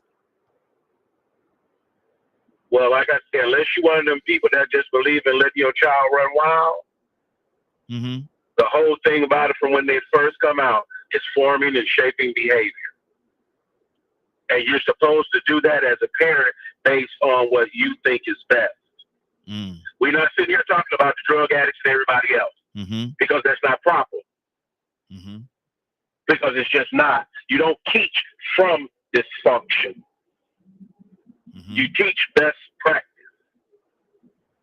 And wherever you go to find, like what I love what what Captain was talking about, based on his experience, Muslim University and all that's his personal experience. But it's not for everybody. So we have to be conscious of that. Everything is genuine and unique. There's a best practice, but even the best of practices don't always yield the best people in the world. You know, the family is about folks pitching in and helping one another. So you teach that early. Children, if you have multiple children, if you notice, you give all those other children a different task. Some child, like I said, when my kids was little, they was pulling that chair up to the sink, learning how to clean grease. But now you do it. If you don't like it, guess what? Go on, we'll find something else for you to do. But at least you know how it's done. Most children start asking you, hey, let me help do this. Let me help do that. Can I do this? Can I do that? What you go to? No, don't be a kid. What does that mean? What does that mean? Don't be a kid. Well, see, my thing is this: if they're inquisitive about it, you know, you don't turn them away, but at the same time, if they're not inquisitive about it, do you pour it onto them? Do you thrust it on them? Yes, you introduce them. That's your job as a parent. You know, you want to teach them, like pretty soon one of their chores is going to be washing dishes. Chores may be doing laundry. Yeah.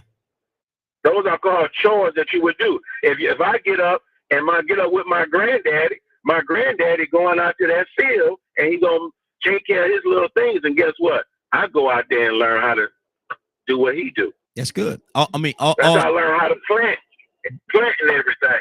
But see, my thing is this right here, and all that's good. I love that. All that's good. But what I'm talking about is if the parent is have a job and single parent home, and he or she have to go out and work, and you leave that child at home, say, look here, you have to take care of this household. Don't let nobody in my house.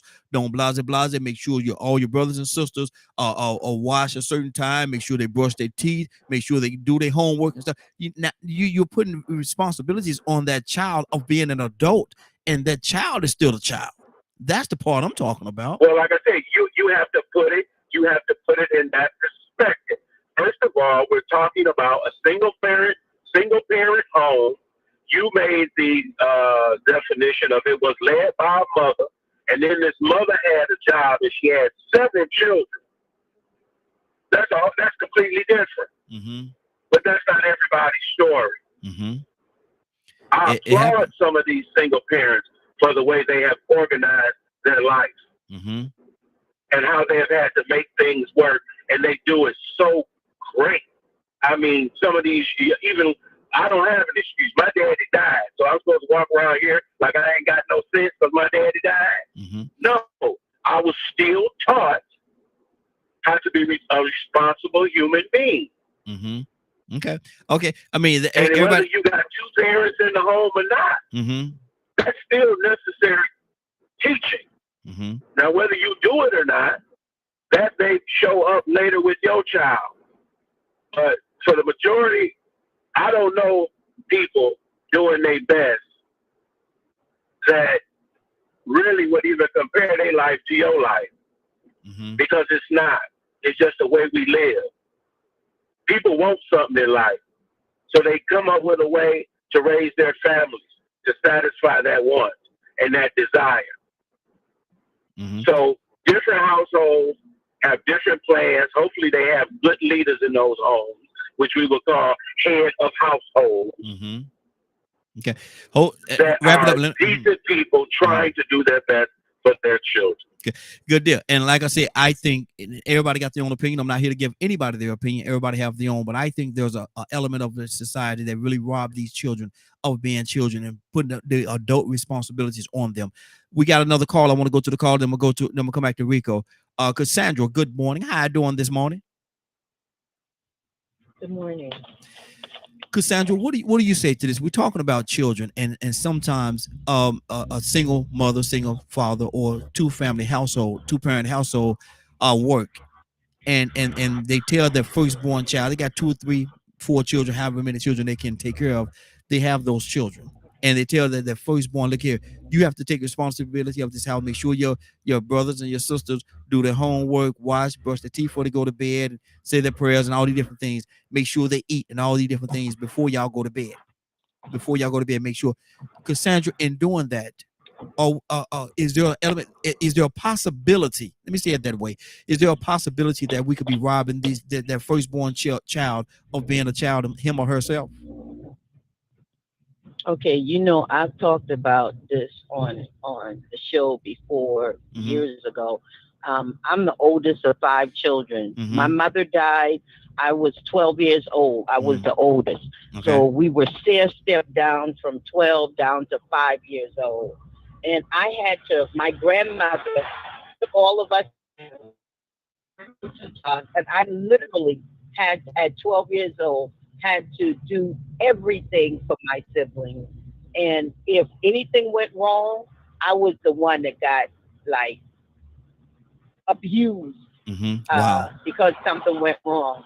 But But I'm going to tell you, it did rob me of my childhood because I was doing things that I felt like I shouldn't have had to do. Yeah. But because my mother had died and my grandmother took all of us in, I had to do it. It wasn't no if and a but. So I did everything as if I was the mom. And that took something away from me. And I always felt that way. So when I had children, I didn't want my children to do any. I mean, like I would tell them to clean their room, but I'm talking about I didn't want them to work because I started working when I was 12 as well, or earlier than that actually. But I worked and went to school. It was too much, and it did damage me. But it's like you said, everybody has their own way that things should be. I feel like it damaged me. I really do. Wow. And see, you can speak from personal. See, we are talking from outside looking in, or maybe as parents, something like that. But you could talk from a real personal level because it actually happened to you. And so that's why I value what you just said. It happened to you, and you felt as though it robbed you of your childhood. It robbed you, and you was doing things that, as a child, that you should not have to do. That's something that a grown person should do, or should be doing. Rico, what's on your heart? Friday coming to you next, sis. Thank you, Cassandra. Plain and simple, like you said. You want to hear from the horse's mouth? Kill everybody's opinion, and then hear from somebody that went through it, and tell everybody to take what they said and just deal with it, or listen. Open your mind. Man, if you don't want to listen to Cassandra, listen to the king of pop. Everybody loves Mike. And he said his childhood was stolen from him. But who would imagine? Who would think that Michael Jackson would be thinking or even hung up on something so trivial? He's Michael Jackson. He's the biggest star in the world. He makes all his money. He's successful. And he said, man, I miss my childhood, man. And it showed. It showed in his adulthood. But the world had him on a pedestal. We didn't see nothing wrong with Mike. Even the things that did look wrong, it's Mike. He can get away with that. But Mike was saying, look, man, I had a problem, man. I got some things that I'm still dealing with, man. The reason why y'all see me carrying monkeys around and holding Webster, man, because, man, I missed out on a lot of stuff, man, that the average child was supposed to be able to do. So what I don't understand is, why is it so hard for us to understand that you have to find a balance in this? Don't dismiss what everybody's saying because it's negative, because if it ain't the truth, if it's true, if it's negative, but it's true, then it exists. You just can't ignore it. You just can't, get tired of the kids. It's the truth. Man, listen, my parents, even though my grandmama raised me, I still had to live by the rules of 3 different households. So that means my parents sort of utilized me as a babysitter when they needed me. Ain't that something?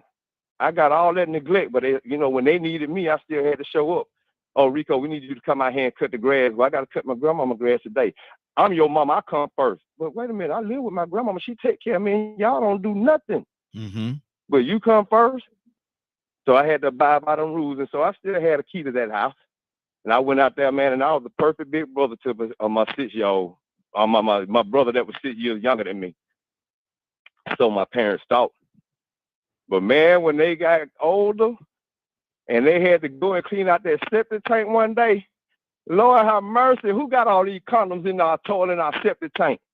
Who been doing all this? You see, that's how slick children could be too. And when they realize that they got all that responsibility and then they could get the trust of their parents, yeah, you be out there hunching. Ain't that what y'all call it last week? Yeah, hunching. You be doing that. Yeah. With the pants down. Mm-hmm. And if you ain't kept, your little brother be looking in the room laughing. I heard her, Rico, I heard her. Why go downstairs? I'm trying to be grown. Mm-hmm. Too much responsibility. So you have to find a balance, man. So as a parent, first off, you have to remember all the things that you did good as a child and all the times you could have taken advantage of your parents, even though you didn't. You did what was right because you were sheltered and brought up in a way that you didn't want to do bad things. But then at the same time, remember your friends. I mean, I don't ever look through things just through my experience. You know what I'm saying? I look at the other people's experience, and when somebody tell me they had a daughter that got pregnant at 12, and then I meet that daughter, and that daughter tell me, well, you know what? At 12, I was built like I was 22. Mm-hmm. And I was staying with my granddad. Me and my mama was staying with my granddaddy, but mama was working. And when she went to work, I was out and about. Matter of fact, she don't even realize I had stopped going to school. Mm. And I was responsible for my younger siblings. The younger siblings turned out better than her. She's still having children. She ain't been able to stop having children yet. So, I mean, you know, man, this life that we live, man, we are products of our environment, man. You know what I'm saying? Some people may say they are victims of the environment. But once again, I'm going to go back to the conditions that we live in. This system that we live in, it requires us to sacrifice some of the people we shouldn't sacrifice in order to survive. Mm-hmm. And it's hard to draw the line and make a balance on saying, well, you know what? This is a little bit above and beyond the responsibility that my child should have. Mm-hmm. I'm going to draw the line right here and say, no, let me wait a minute. You get what I'm saying? Mm-hmm. Yeah, you got to learn to cut the grass, but you ain't going to teach them to cut grass at 2.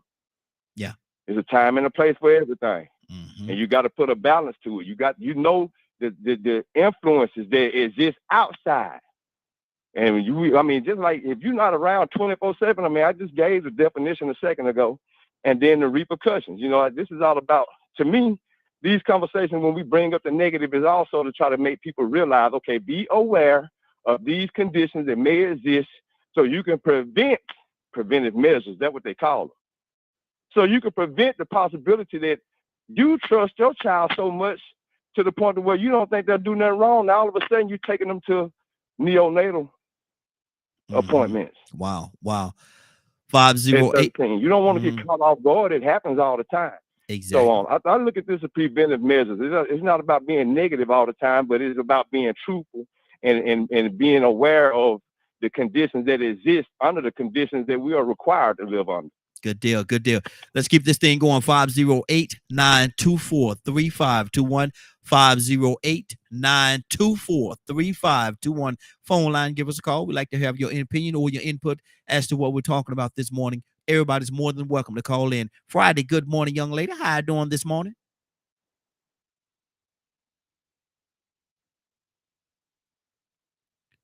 Friday, you there? Oh, I think did we lose Friday? Hopefully she'll be able to call her back in. Cap, talk to me. But I'm going to say this, and it makes sense. You can't fix anything that you do not acknowledge it's broke. Sometimes I heard, Dr. Leonard talk about, he don't like to talk about the negativity, and we all are down with that. But sometimes talking about the condition that we're living under is very negative. And some things that we're talking about, it's tied into a negative component. But that don't mean that we feed into the negativity. Mm-hmm. I just think in order for us to repair a culture, and I can only speak about the Black culture. I mean, we can go into the universality of humanity, But you can't help nobody. You can't help yourself. You can't contribute to society of humanity if you ain't bringing nothing to the table because you don't know who you are. When I talk about the black culture, everybody that's black understands what I'm talking about. It ain't like we ignorant to it. And yes, we could be the ostrich and stick our head in the sand and act like it don't exist. But we need to start thinking in terms of what can we do to change a behavior that is so destructive. That this destructive behavior are taking our young people out the game early. We can sit back and talk about where we are. I like what Cassandra said. I was listening to my wife say the older child always gets treated lose their childhood because of the responsibility that's put on them. I heard Sister Cassandra was right on spot. Michael Jackson, as Rico talked about, he lost his child, but what did he do to try to get it back? He built a place called Neverland. Yes. Neverland ain't nothing but a big playground. And he tried to recapture his childhood. I came out of a family of 12, and I have a sister, my oldest sister. She was my mama when my mom was gone.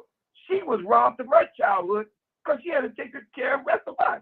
I agree with you. It is a responsibility. However, in the nation, we cannot honor the young men in honor, we call them juniors. No FY, young FY, all the way up to 16. We got a uniform. Y'all probably seen the uniform, FY uniform. Yes. On that uniform, you see we got patches on our shoulders. On their shoulders, you see the star and the crescent, the red star and the crescent. We cannot put patches on that little young soldier's uniform. If the mother make him a uniform, he can't put the patches on his shoulders. I want to be like the Muhammad said, he's not mature enough to wear the universe or even get into the science of it. He's not mature. He can't even get into the FY class until he's 16 years old. That's when he can get in the class with the men. So we had a system. The nation gave us another kind of culture. And it's that culture, man, that we came up with discipline and the men were separated from the women. We had FY training classes. We need to begin to understand what can we do to contribute to help our young men today and take some of the principles of the nation where, we leave the religious part off where they may have a problem with the religious part, but you cannot turn around good manhood training, Simba training. We can never fix it, man, if we don't acknowledge it's broke. Yeah. And I think we have to look at a runaway train. What are we going to do? We just forget about it? I know one thing about those who fight a forest fire. When the fire is out of control, Raheem, this is what the firefighters do. When the fire is out of control, they let it burn out. But you know what they do? They dig a big old trench, a big old ditch, and they set another part so the fire won't be able to jump. Sometimes they set the fire. So they make sure that the fire is not able to jump. And he let it burn itself out. Well, that's the way I think about the black community. Do we have to let it burn itself out? Well, what does it mean, dig a trench? Do we have to set out boundaries and territories where we got to protect the good neighborhood so that the bad neighborhood don't flop over to the north side and burn it down? So what do? We got to put a boundary, man. I hate to say it like that, but have we lost control? And if we ain't lost control, how do we get control? So our little girls, like Rico said, they're not out there, man. And he said something true that the mama's gone, but sometimes, as Rico probably tell you, shoot, it's the grandfather that's having sex with that daughter. Wow. We don't want to talk about that part. It ain't so much that she leaving the house. No, grandpa chasing around the daggone house. That's very, very real. And if ain't grandpa, it's that no good boy that she met at the club that came out of prison. He's staying overnight with her while she go to work. He leaves her home with her teenage daughter, and he's chasing around the house. There's no more men to protect the virtue of our young ladies. There's no more men to protect the virtues of our young ladies. Yes, absolutely. The home is broken. Yeah. We have to build the black family together again so we can help humanity. We can't help humanity if we can't help ourselves. That's what's on my heart, Raheem. Good deal. Good deal. And I want to say good morning to Diane. Quite a few people. We got quite a few people that's on the TikTok. Cheryl, I'm gonna miss a few of y'all, man. I definitely don't. DC, I'm gonna miss a few of y'all. Quite a few of you are on this, and you all could be a part of the conversation. Just give us a call, 508-924-3521. 508-924-3521. Would definitely love to have the input, and I'll need some of them hearts and stuff y'all be doing on that TikTok thing. Share some of the love with me, and share the broadcast. Share the broadcast, please. Share the broadcast. We're talking about today, when we have more than one child. Do the first child get all the responsibility thrust upon him or her? And if that be the case, are we robbing those children? Are we robbing our children and placing those responsibility on them of their childhood? Let's go to Willow. Good morning, young lady. How you doing this morning? Good morning, Raheem. I am doing awesome. Good morning, Morning Glow. Good morning, sis. What do you say to that, man? If you have two or three children, and you have to go to work, pay the bills, do the different things that you have to do, you tell your oldest child, look, you're the oldest. Now, the responsibility, I need you to do this. Make sure they go to bed. Make sure their homework is done. Make sure they're fed. You're putting all the responsibilities on your firstborn because you're old enough, and you should be able to handle this because you're the firstborn. Are we being fair to our children, and are we robbing them of their childhood? What do you say to that, Willa? Well, yes, Raheem. I believe that wholeheartedly that we rob the oldest children sometimes I say, of their youth, because I know I shared that with you when I was taking the kids to school. They're out of school now. The young lady that I would take, she just graduated out of 8th grade. She would be angry a lot of times because her mother put that responsibility on her to take care of the younger brother, but she wasn't even the oldest. She had another young man who was 18. He was the oldest, but the responsibility was on her. She's only 13. So she became angry with her mom. Wow. So she expressed that with me, and I tried to make her understand, that sometimes, when you have a single mother and you're trying to do the best for all of them, somebody has to, be kind of sacrificed just for a little while, but it teaches you something. So I gave her kind of a lesson that it taught her, as well as her being angry about what her mother did. And I think it kind of calmed her down and she understood. But I also have a niece now. She just made 50. I mean, she been angry with her mom for a while. Her mama had 10 kids. And she, man, she was angry, not so much that she had to take care of them all the time, but she kept having kids. My sister kept having kids. And then they were put on my niece, who's now 50. And she understood, for a while, but then when you're going to stop having these kids? And that's what their battle was. Why are you, it's only us. There's no man in the household. Why are you putting the responsibility on me? You keep having them. I'm helping you, mama, but you taking away a lot of things from me. So yeah, I got a niece who would definitely love to share her story. Wow. But yeah, wow. Raheem, we do that. But with the way the society is nowadays, we got to, when we're like that, we do make bad choices. We have to pull together sometimes. Sadly, it's that way, and that's what's on my heart right Wow. now. Good deal. Good deal. Toya with a T. Good morning, young lady. How you doing this morning? Good morning. How y'all doing? Hey, you coming in with some fire. I can tell already. Says doing good. What do you say to this, man? Are we robbing out? Do we, in this situation, in this scenario, could we be robbing our young people of their childhood by thrusting all these responsibilities on them because of the fact they're the oldest? They should be able to handle it. You're old enough. You're the oldest one. You should be able to handle it. So I want you to do this.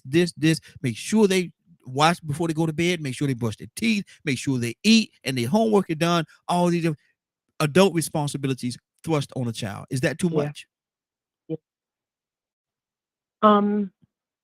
So for me, I got a different kind of mindset. I think where we drop the ball at is we never explain things to our kids. They just Mhm. do them. We bark out commands. Mm-hmm. Our kids don't have choices. I started having nephews at 6, Mm-hmm. nieces and nephews. There's 17 of them now. And when I tell you I was the first one running over there to do my job, that was my job as an auntie, to teach them, to put them to bed, to hold them down. My sisters and my brothers, that's why I'm kind of mad with my family, because I know what kind of person I was, because my father raised me to be. Take care of your big sisters and brothers, even though they didn't do it back. I was running over to their houses, and my brother making up, oh, if you come to my house dirty, then it need to be clean to you, my sister. But you got this big ass, this big grown wife Mm-hmm. and these 2 kids. But Mhm. I gotta clean it. But I had already been taught by my dad, my job for my nieces and nephews. I'm the oldest. They're watching you. You got to take care of them. So at 6, my mindset was already wrapped around the responsibility. Now, this is where things get different. My father made sure I had balance. Mm-hmm. Okay. Yeah. Yeah. Even if I took them outside with me, and listen, there were times I was walking down the street at 19 with 11 of them looking like the duck with little ducklings behind them, and we was going to the park because I had to teach them things. Yeah. I had to Yeah. teach them how to play football. I knew what my brothers and sisters, I knew they were special. I Mm-hmm. had to teach them football. I had to teach them basketball. I had to teach them certain things that I knew they would not get from my family. So me, I was up for the challenge, and I'm still auntie, and I'm still gonna break it down, and I'm still like their mother. Most of them say, "Oh, you like a mom, you raised me," and I had to correct them. I Mm-hmm. said, "Now, if you stay with your mother most of the time, food feeding you and clothing you, I did sometimes, Mm-hmm. but you feel like that because of the things I put into you, Yeah. right?" Yeah. So I think that is balance. When you talk about Black people to me, I think about where we come from and slavery. Mm-hmm. So I don't want to hear, "Oh, I got to take care of my brothers and sisters. It's too much." No, no, no, no, no, no, no, no, no. We don't have no excuses because where we came from. Mm-hmm. However, if you're gonna be your brother's keeper, what that means? Just your best friend? Mm. Oh, so you want to leave out the house and negate your responsibilities to go hang with your best friend and hold them down like they're your brother. So Mm-hmm. I think that where we drop the ball at in our community is that we don't explain our positions. We don't explain our roles. We don't ask for help, right? I remember telling my nephews and nieces, "Hey, I'm taking care of you because when I get older, I'm going to need somebody to take care of me. Yeah. I'm here to help you. And if you ever need anything, I'm going to be there for you." Mm-hmm. And there were guidelines. We drop those balls as parents. We block out orders. We teach them nothing. They learn 8 hours in school. When they come home, take care of your brother, take care of your sister. Mm-hmm. And the disconnect comes in because at a certain age, I know what you're supposed to be doing, parent, and you're not doing it. And when you Wow. start not doing it, you're going to aggravate me because I'm a child and I know what you're supposed to be doing. Mm-hmm. But wait a minute. You don't want to do it, but you want me to do it? That's where I believe the disconnect comes at in our culture. Mm-hmm. Because you want to block out orders and commands. You don't care nothing about my feelings. I don't have a voice. I can't speak up for myself. If I do something too wrong, I'll get a spanking. And then here you come, want to lay your legs up, tell me keep mine closed, bring a baby here and want me to watch me tugging around all day. That's out of order. Mm-hmm. And that is where the disconnect come in at. I don't think it's about taking away their childhood or responsibilities, because we're supposed to look after each other like that. Mm-hmm. But it becomes overkill sometimes when you, the parent, don't handle your job and want to pass it off to the kid. Like kids don't notice it. And I think that's where the disconnect is, right? When I Wow. started getting old enough and started saying, wait a minute, you keep having these babies and then wait a minute, no, there ain't no daddy around. The daddy ain't gotta do nothing but me. That's my word to mother. I was the youngest and I always had the conversation with my sister, yo, what's up? Mm-hmm. What's good with these kids, yo? Like, Mm-hmm. I mean, I'm not mad. I love all of them. But you causing a struggle on us here. Like, what's Yeah. good, Yeah. right? Oh, God didn't want me to have no kids. Yeah, 7 kids later, I bet you know it wasn't God telling you to have them babies. Mm-hmm. You know what I'm saying? So I really think Yeah. that the disconnect come in with your perception. People are Mm-hmm. not teaching you that that's your job when you have all these kids. Then you Mm-hmm. seeing them make goofy mistakes as parents. All of that has a part to play. And when you're the sibling taking care of them and you're being cheated out of your childhood, you're Yeah. being cheated because it's actually true. The Mm-hmm. parent is not making sure they have balance. They're Mhm. pushing responsibility on you. You notice that, you acknowledge that, and that's where the friction comes in at. So I don't think that Absolutely. it's too much responsibility, because those of us that have siblings, I know we Mhm. love our siblings. Mm-hmm. I know we don't mind doing it. But I just feel like the way we are trained is going to be the way that we handle our situations when it comes to being a leader in our household. So, Absolutely. we just dropped the ball on explaining our role. Mm-hmm. That's good. That's good. Let me go to Shanavia. Shanavia, good morning, young lady. How you doing this morning? Good morning. I'm all right. How y'all doing this Hey, morning? doing good, doing good. Good to have you, sis. We're talking about kids, our kids, and when you have more than one child, a lot of time the oldest child get all the responsibilities thrust on him or her, and the parents have to work. And they say, make sure that this is done, this is done, this is done. They wash, they brush their teeth, they make sure homework is done, they're fed, and all these adult responsibilities that's thrust on a child because they're the oldest. Shouldn't they and they should be able to handle it because you're the oldest one. You should be able to handle it. Are we robbing our children of their childhood and placing all those responsibilities on them? Especially the oldest one? Man, being the oldest kid, like on both sides, on my mom and my dad's side, and Wow. mind you, I've shared with y'all, I didn't grow up in the household with either of my parents. I didn't live with my mom until I was 12, so my grandmother was my primary caretaker for the most part. My mom was more so of the co-parent until I lived with her. And I won't say, just speaking from experience, I love what Toya said, that balance, because in the explanation as parents, and especially, y'all know what I said, my grandma was an OG. Yeah. She did Yeah. not play the Yeah. radio. So in her mind, we're often, and especially in our culture, do as I say, not as I do, and you don't question me, because to question me would be disrespectful. We do not do a good job of explaining that. And if you are a parent in today's society that does give your children a voice and to hear them, then you're being soft as a parent, but you're trying to undo what was done to you.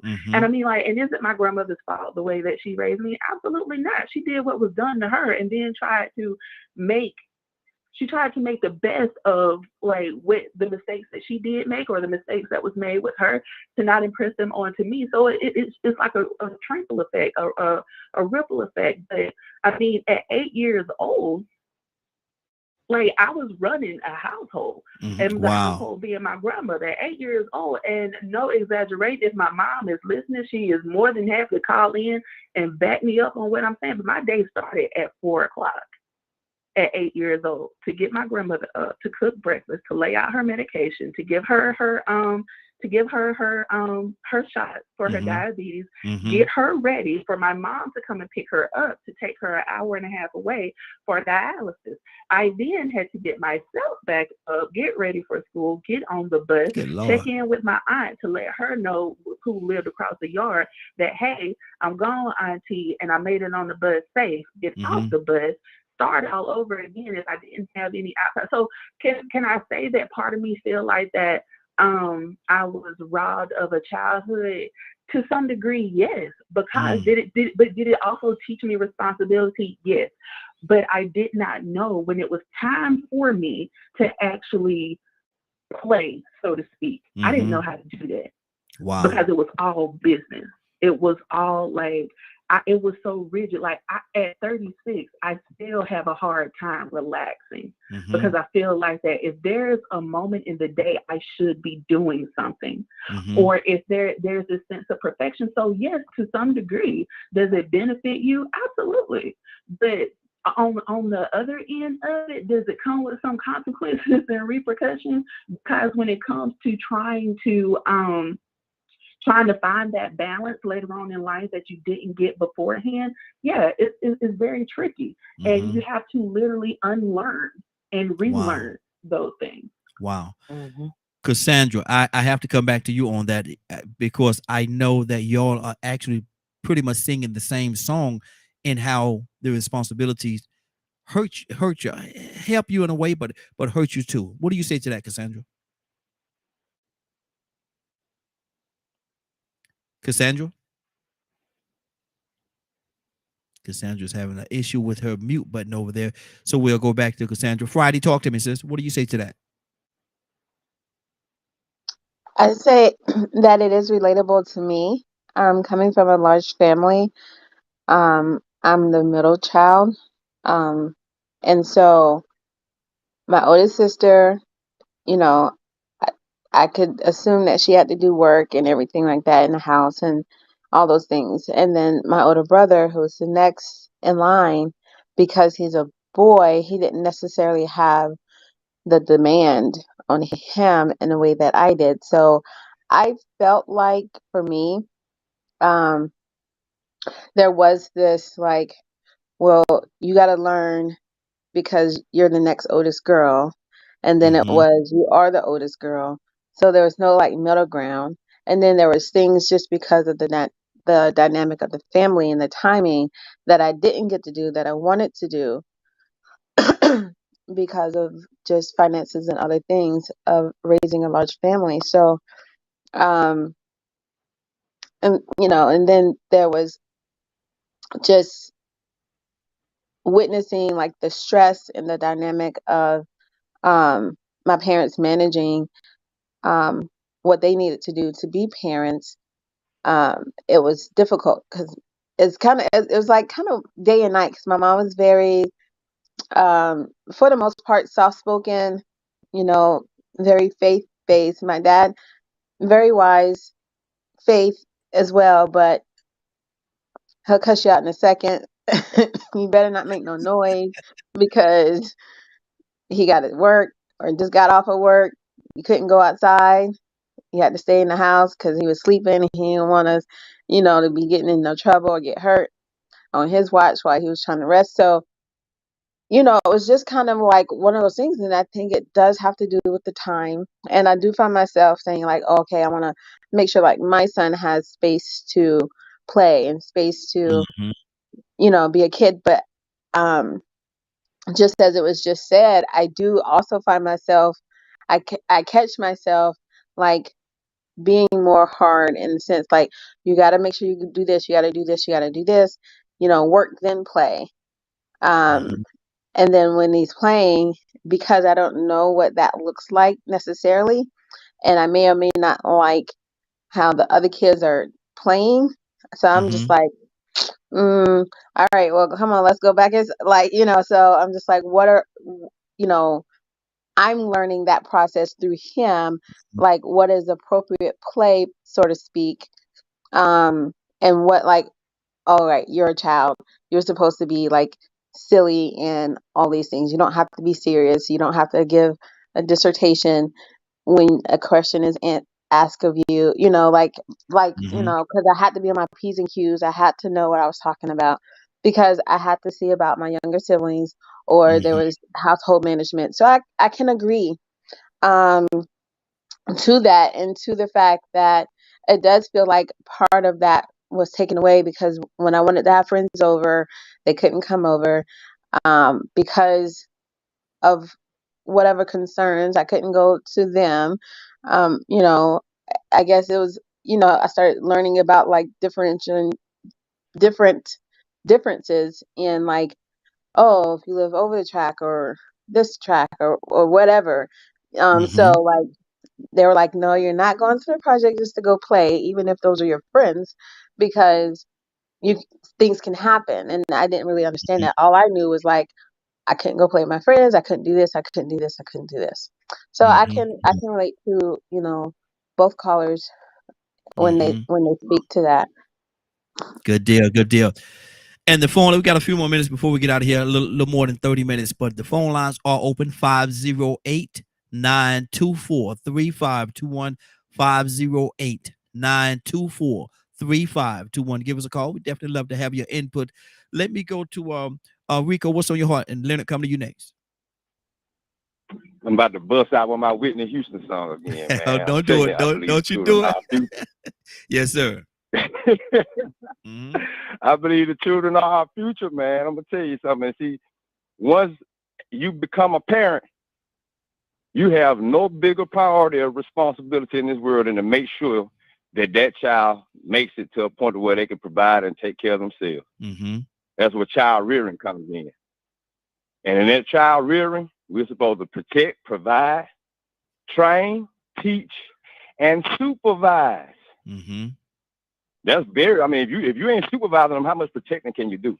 So now what I'm saying is really and truly, in a perfect world, or in a proper world, parents would be outside or on the porch watching their children while they are at the bus stop, supervising. Mm-hmm. But now I'm gonna go back to that definition of latchkey children, because it became a social phenomenon. They said a social phenomenon. That means this is something unheard of and unseen throughout society, man, and it's taking over, and it's abnormal. Children being left at home alone by themselves, and it's a very big problem when it's more than 3 hours. But any child left at home for more than 3 hours, that's a latchkey child. Yeah.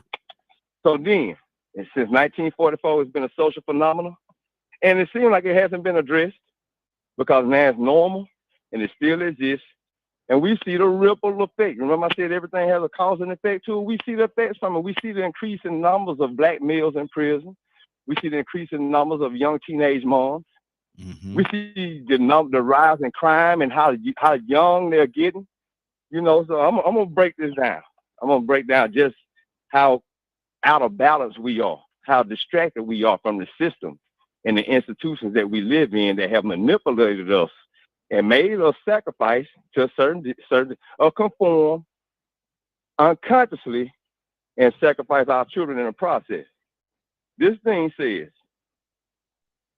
the problems that latchkey children face, such as physical and sexual abuse, crime and delinquency, depression and suicide, drug and alcohol abuse, emotional and behavioral problems, learning difficulties, school attendance problems, domestic violence, pregnancy, abortion, and venereal disease.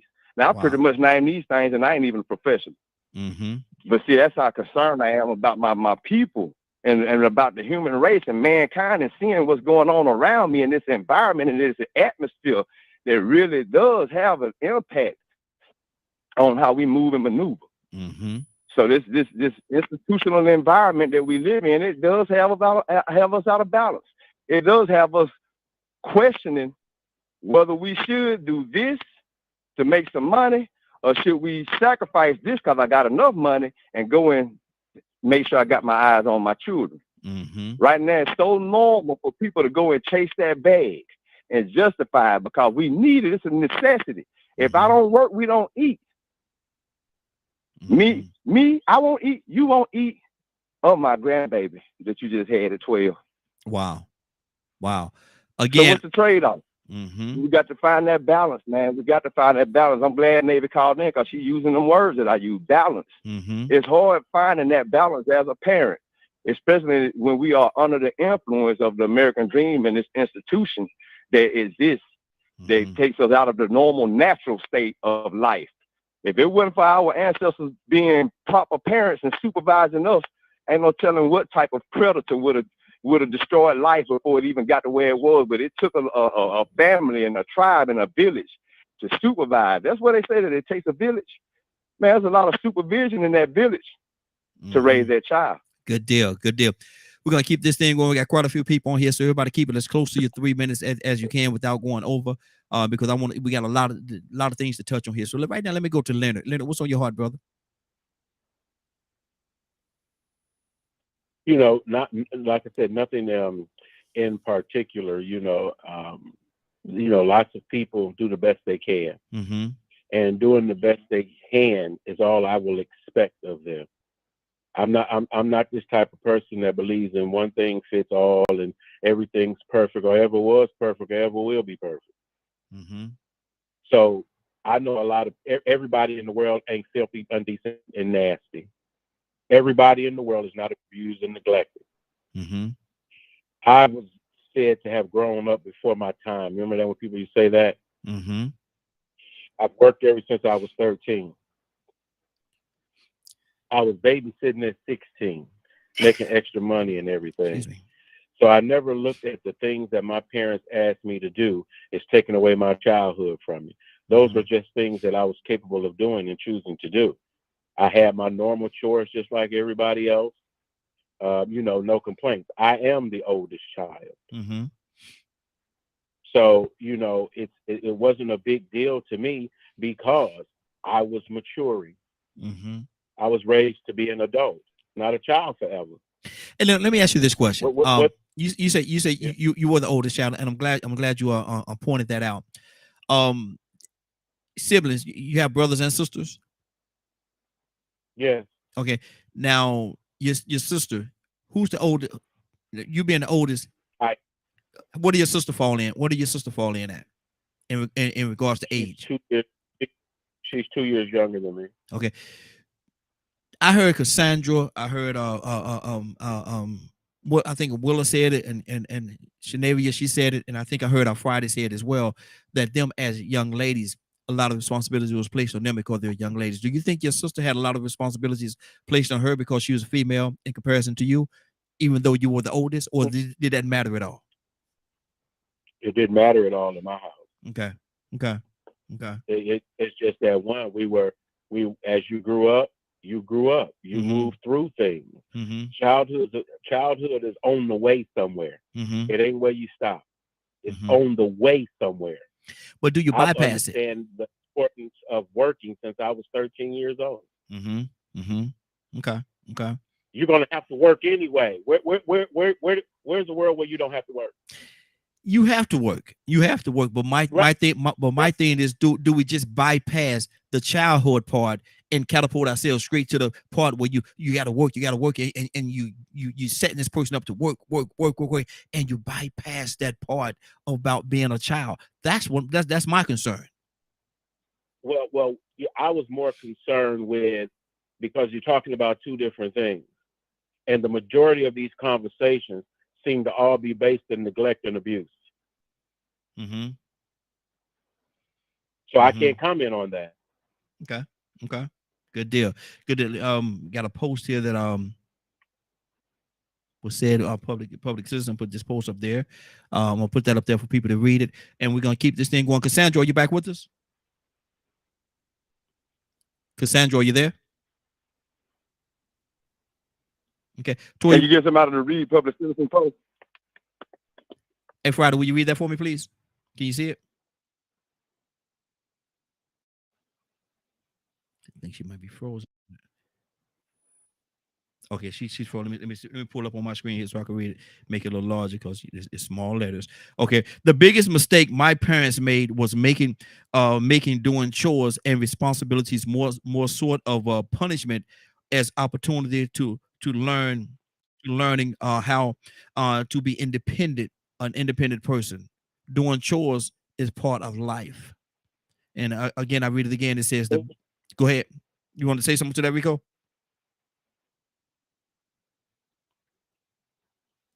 Rico, you there? I mean, no, not really, but I really didn't want to say that. I just want to hear what he had to say, but it's true.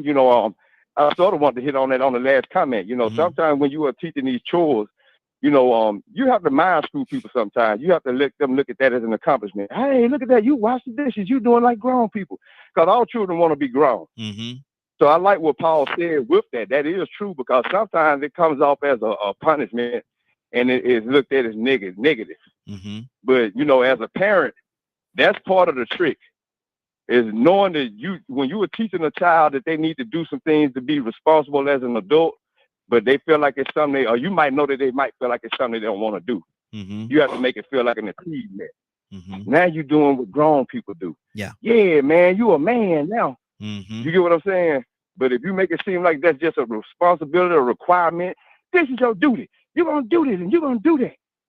Then it could come off as negative. So, I mean, it's once again, all about balance and having parenting skills, which I brought that up yesterday too. Parenting skills is the key to this. Absolutely. Let me go to, exactly. Let me go to Shanavia and Toya. My bad about that. Hit the wrong button. No, you're fine. Shanavia, what's on your heart? Toya, what is he coming to you next? I mean, I don't know if I have any more to add to, because I mean, I'm coming in, I'm late to the party, so I don't know what all has been discussed. But I don't think that there is it's a very loaded question, and everybody's going to either give an opinion or an experience that they've had, and it's going to be, you're going to have your good and your bad with that. I mean, it's not like this isn't a one size fits all type thing. And I think that the more that we have these conversations, I think that the more that we will start to see some of, I hate to say errors, but that's kind of like what they are. But even then, what works for my household isn't going to work for your household. Mm-hmm. But does that make me a bad parent because it works one way for you and it doesn't work that way for me? Mm-hmm. So I don't know. Like I wholeheartedly agree with the balance. I wholeheartedly agree with what Toya said previously about the explaining, because we do not do that. And I actually like what Paul said as well, with the not using these tools for life as punishment, because that's what they are. They're tools for life. But there has to be a balance there. And I'll even go a step farther to say, no disrespect to the men on the line, but as females growing up from such a young age, we are, dare I say, groomed to take on certain responsibilities at such an early age. Yeah. And then whenever we become adult women and it's hard for us to ask for help and y'all see us as uber independent, and maybe that's why. Wow.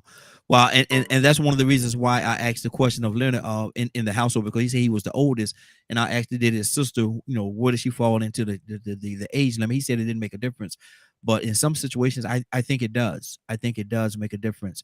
And a lot of responsibility are placed upon the young ladies. Toya, what did he talk to me, sis? Yeah, I think that's a lot of truth to that too, because of how society depicts us as women. They depict us as the caretakers, and I'm assuming because we carry the children. And I think oftentimes in our households it goes like that too. So I'm a little bit different. I was raised by a single dad, so that's why I have a more of a man's mentality, right? He was like, "Hey, I can't teach you how to be a girl. I can just teach you what I know," right? So the football, the exercise, and things of a male perspective, and when I think about what he taught me as a woman, I can't tell you if it would have been received the same as my mother had taught me. But I can tell you if I'd have stayed with my mother, I'd probably be a crackhead or somewhere. Wow. Two different people. And that's what makes the difference in households. Two different people, the caliber of parents that you have. Now, even though I was raised by a single dad who did not work because he had a heart attack when he was 24, he put a lot of time and investment. He used to get on my nerves. Oh, don't let people do this. I mean, every single little thing I did. But I also agree with what Navy said. That kind of responsibility, coming from what Leonard said also, I was taught that.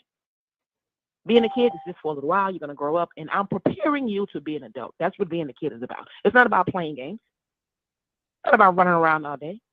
It's about preparing you to be an adult. So education, 12 years, maybe high school, maybe college, right? All of those things. Those were things that he instilled in me. So a childhood was nothing but, okay, when I get done with my responsibilities, I'm going to go out and play. Now, Paul made a very valid point in what I said earlier. Things are not explained to kids. You bark out orders. Sit down. Don't do that. Don't do this. Watch your brother. Watch this. Watch this. Watch this. Watch that. Watch this. I mean, like, bro, you ain't telling nobody know why you're doing this. So when he explained to me, well, listen, if you want to do this, well, you're going to have to run around the block to make yourself strong. Well, listen, they said you got asthma. Do you want to be on medicine? No, Daddy, I don't want to be on medicine. Okay, well, that means we got to exercise. And he broke every single little thing down. So therefore, when I got older, even if I felt some things were wrong or unfair, I still understood them. But at this point, I can use this tool to fight against whatever it was. And when I got older now, I can conversate with my father because he wasn't my master. He wasn't my guardian just beating me to make me do stuff. He let me have a voice. Hey, Daddy, I don't want to do that, this, that, and the third. Okay, well, fine. And I think on some things, he just went in the corner and prayed. You know what I'm saying? Yeah. So I really believe, again, that when it comes to us raising our children, it depends on the caliber of parent. It depends on the caliber of what they believe in. Because I know parents that raise their kids to be drug dealers. That's cool. No.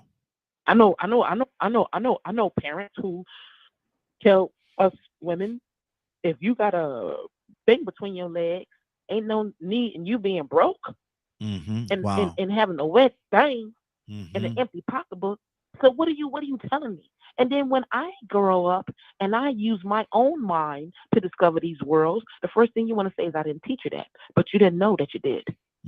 So I think that is very important that when we're having this conversation on the responsibility of our children, we lose it when we having kids at 12 our own selves. Yeah. I mean, you know what I'm saying? That's kind of the history of Black people. We are here because our parents had kids young. Yeah. Yeah. You understand what I'm saying? Who on here had old parents? Somebody on here got old parents? No, our parents was young. So they lost their own lives being fast, not listening. So then they came and had kids, and they left degrees off of what their parents were teaching them because they didn't want to do that. Why? Because when they had kids, they were still kids. So they wanted to defy everything. So now by that time, we're coming grown with less responsibility and maturity that they got from their parents because they didn't want to do it because they had kids. Now we're kids doing the same exact cycle. And this is why we're caught up. We're still missing the point on how we are here earlier. Our culture is like this because so many of us are not high quality parents. We did not value parenthood. We did not do the right things, and frustration and hurt and pain interfere with us raising our children. And it goes back to what Rico said, the neglect, the hurt. I mean, you can say, oh, everybody wasn't hurt or neglected, but you don't know that. When you look at statistics, how many people are raped, how many people are prone to suicide, how many people are depressed, that allows you to know that, yes, some of these people, a large majority of these people are being abused, and the numbers say so because psychology just told you what creates at-risk people. So we can walk around in Wonderland all we want to and say, oh yeah, me, my parents, my family, I understood everything. Yeah.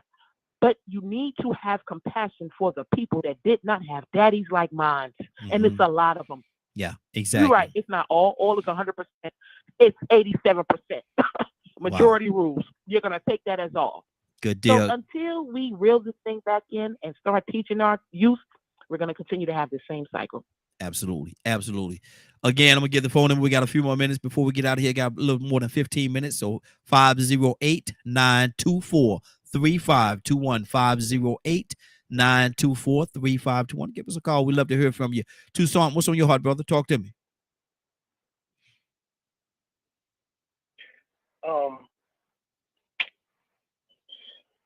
I think that we have to admit that a lot of us are dysfunctional.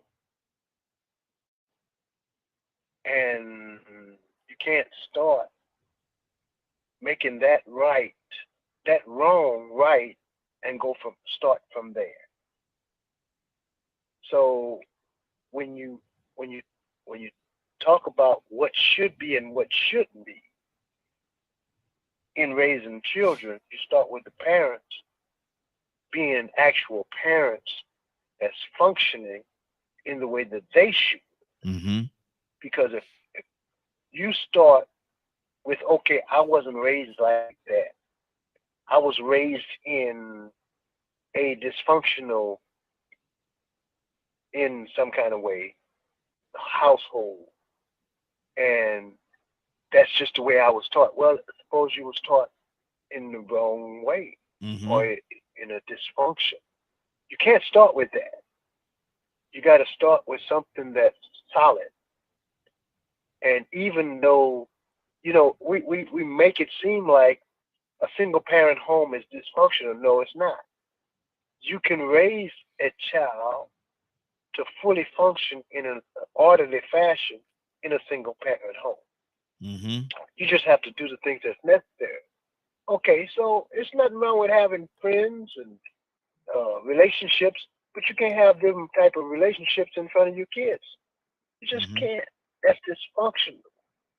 You can't have a rotating system, revolving door in your household and say that, okay, that's just the way that we do it here. That's dysfunctional.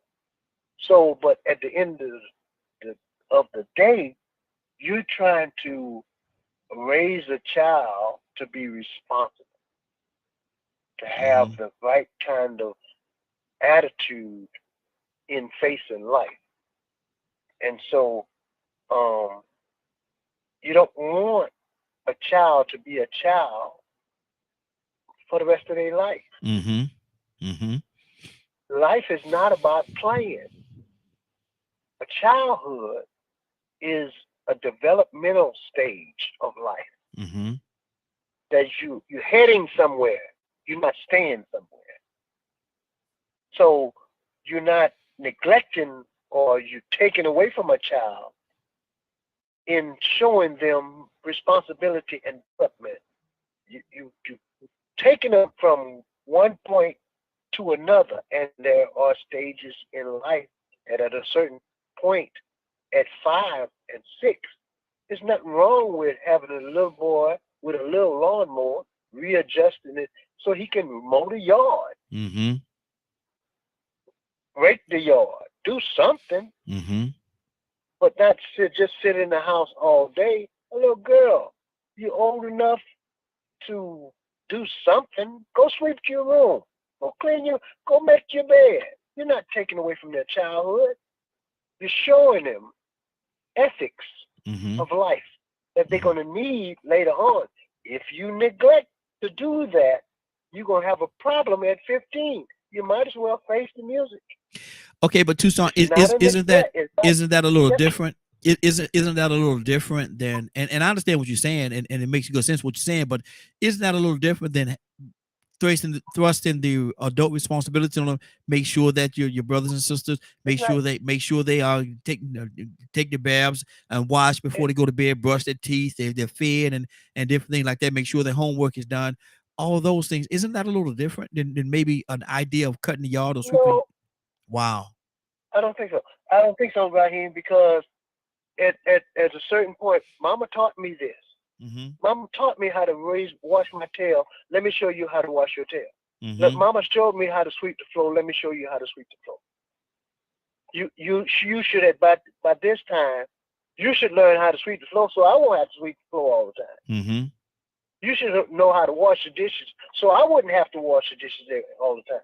Mm-hmm. We had chain reactions in the house. We had a chain process in our household. Somebody washed the dishes, somebody rinsed the dishes, somebody dried the dishes, Mm-hmm. somebody put the dishes away. Mm-hmm. You had to do all of that. And our older brothers and sisters made sure we did that in the kitchen while they cleaned the rest of the house. Mm-hmm. Everybody had their assignment in the house. And it's not too much of a responsibility for the older kids. It's just, okay, I got some help in the house. Mm. Mama got some help. Daddy got some help. So the brothers and sisters formed the family to function. Okay. We were just functioning. That's just me. Okay. Okay. Let me go to Cap. Cap. That's what's on my heart right here. There you go. Cap and Willa, coming to you next. Cap, what's on your heart, brother? Talk to me. Well, let me say this. When I listen to Dr. Leonard, to me, Dr. Leonard, you what we call an exception to the rule. This the way it is. I mean, you have been blessed to have a different kind of upbringing, and there's not too many people that has an upbringing like you, Dr. Leonard. So we tip our hat off to you, and we're not. And I think when you share that, I don't want. It does not put in my mind that that's the lifestyle of the majority that's coming out of the African American community. And even though we not want to talk about the African American community, Paul made a very good point. See, white people have a different way of how they train and raise their children. I see white people allow their children to talk and discuss, to express themselves, while when we go to express ourselves, shut up. Mm-hmm. Try to be too daggone grown. Yeah. Yeah. But white people allow their child to see, mother, did it. See? Mm-hmm. Time out. So there's a different standard by which they, now when he talked about chores and he talked about punishment, that's a good point. My mama didn't use chores as a means of punishment. It was what you had to do. Mm-hmm. How you going to make chores a punishment when chores is a responsibility? Mm-hmm. We can't get confused with punishment is and discipline. I think we confuse punishment from discipline. To punish the child or to discipline, which one you want to do? You want to punish them? To punish them is to pay them for a wrong that they done. The discipline is to make sure they don't do no wrong. Mm-hmm. How many of our parents discipline our children? When we used to go to school, girls was taught home ec. They was taught home ec. Yeah. They don't have that no more. Mm-hmm. And we got to understand, right, that we living in a society, man, that we have to change the culture. Everybody on here have a different persuasion of how they grew up. And can't nobody say, well, you wrong, you right. Ain't no wrong or right for this. The bottom line, man, we out of order. Mm-hmm. And the question is, how do we get back on? We can't use the old culture that was destroyed. Yes, we came over it with a culture, but our culture conflicted with white people's culture. Don't forget that, family. Our culture conflict with their culture. They was the masters, we was the slaves. They was the oppressors, we was the oppressed. So we adapted to their culture. And matter of fact, we took a little bit their culture, so we had created a new kind of culture. Now the question is, are we satisfied with the culture we have, or do we have to create a new culture? Go down the community. Maybe y'all ain't been in the hood in a while. It ain't no Leave It to Beaver community no more. Mm-hmm. You go down the hood, man, you see broken cars in the driveway, they barbecuing on the front lawn, men sitting on the doggone porch drinking beer, all of them in white beaters, they smoking weed, you smell it loud. That's the average hood. I don't know if y'all in the hood lately. How can a child cut the grass when there ain't no grass? Mm-hmm. How can he be taught how to be a man when he's looking at a grown man in a wife beater? Yeah. Huh? Mm-hmm. That's the reality. That's the reality. So we can talk about in the suburbs. We have become suburbanites now. We have now become what you call middle class Negroes. Come on. Okay. Mm. But what about the hood? Have you been in the hood in a while? Well, I don't want to be bothered with those type of things. See, okay. They keep you behind and where you at. But you ain't got no comment about what the majority of our people going through. Because I don't know if you notice the homicide rate every day. We putting each other in the hospital. We dying. Okay? Put your hand in the sand. Forget about that.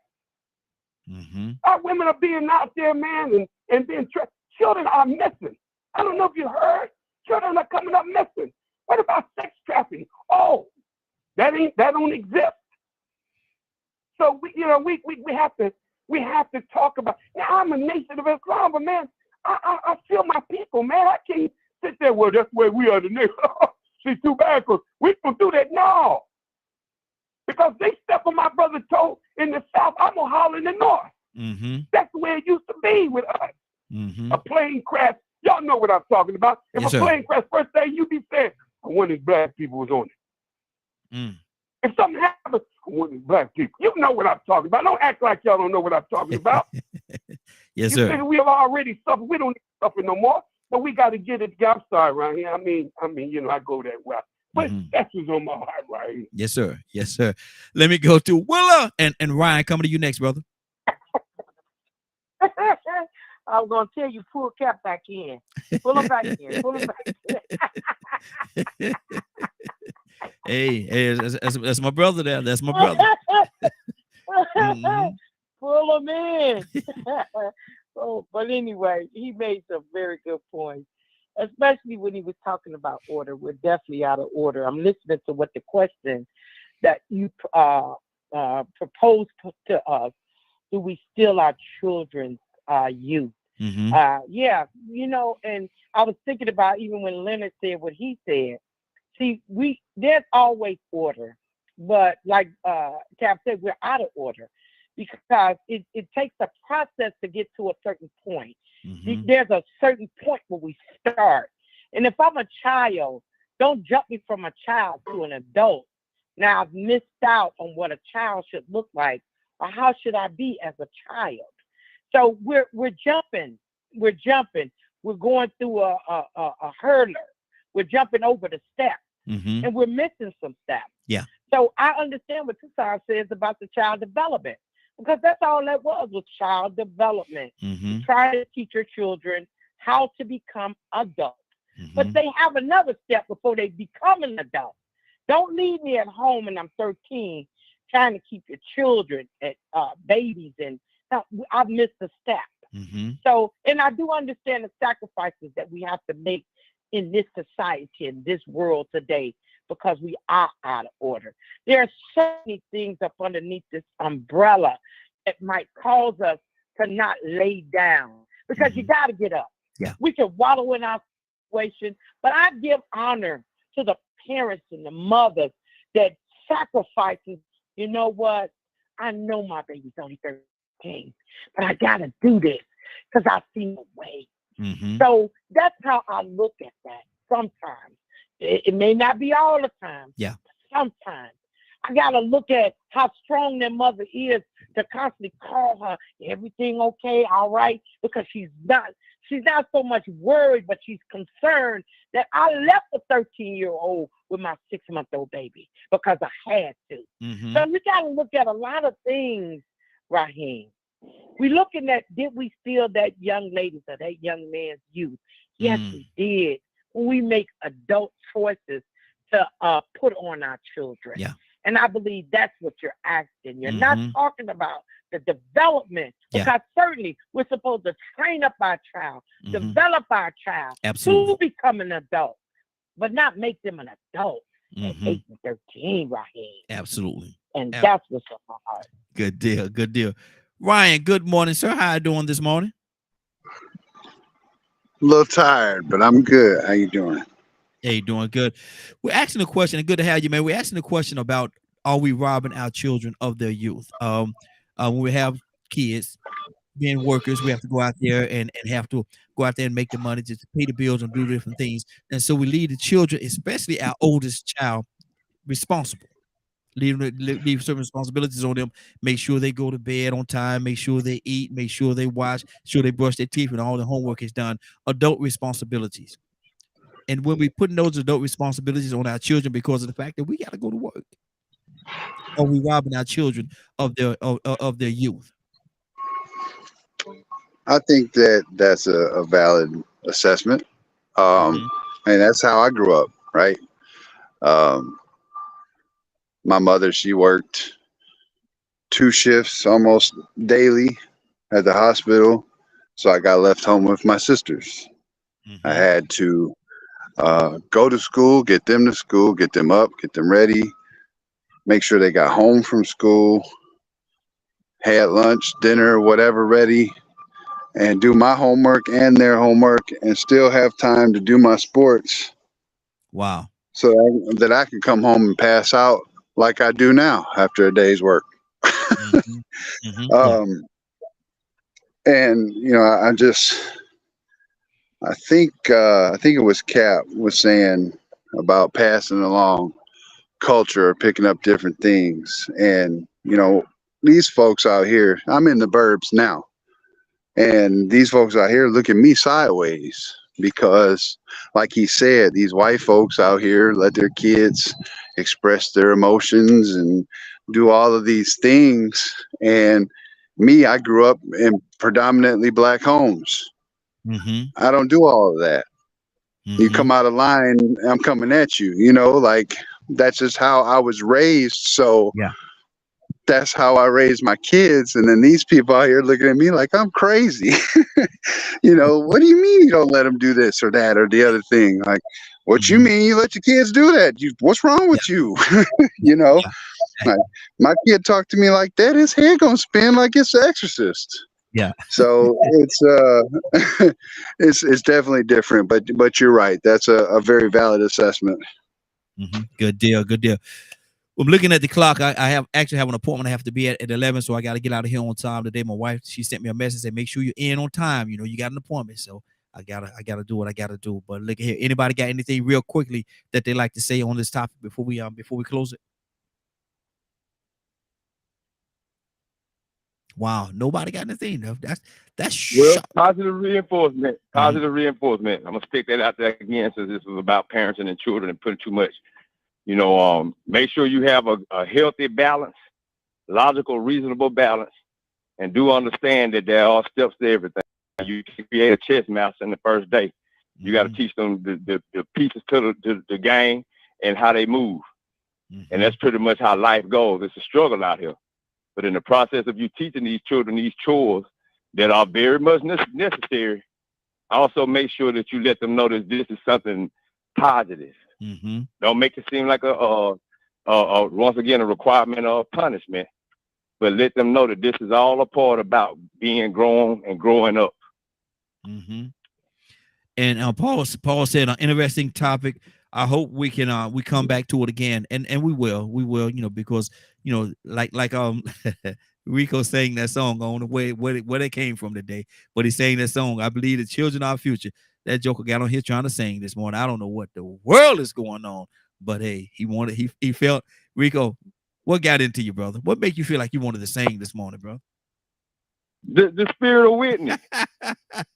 when Leonard said he was tired of his kids stuff, man, I like to jump through the sky, man. We ain't never tired of no kids. What you talking about, man? You see these statistics and this data out here? Mm-hmm. We can't forget about the kids. We can't be tired of them. That's what's wrong with them. People been too tired of them and ignoring them. You know what I'm saying? Now they need a little bit more focus and attention. Mm-hmm. A lot more. Wow. Good deal. Well, we got to get out of here, man. I gotta go, man. I wish, and we're gonna revisit this conversation maybe 2 or 3 more times. Cap, I know you got something. Give me something real quick, Cap. What's on your heart? I feel you got something on your heart right now. No, man, I love it, man. Listen, everybody, man. Thank y'all for allowing me to participate and give you my opinion. I hope I didn't say nothing that was offensive to nobody. If I did, please charge it to my mind and not my heart. Thank you, Raheem. Love everybody. And Sister Willa, yeah, they had to pull me out. You know they had to pull Cap, man. But that's what's on my heart right here. Good deal. Now, Rico, what's going on today, brother, at 3 o'clock? If you missed today's show, we would like to hear the rebroadcast in its entirety. Tune in at 3 p.m. Eastern Standard Time on www.dkmmediagroup.com. Good deal. Willa! Raheem. Willa, are you ready, Willa? Are you? Raheem? Yes. I am so ready to receive God's word. Come on, Raheem. Let's go. Well, Willa, you know I ain't got number one more thing to say. I just got one more thing to say, and that is, let's go. Amen. Come on, y'all, go with me with a humble heart. Let's worship the Lord this morning.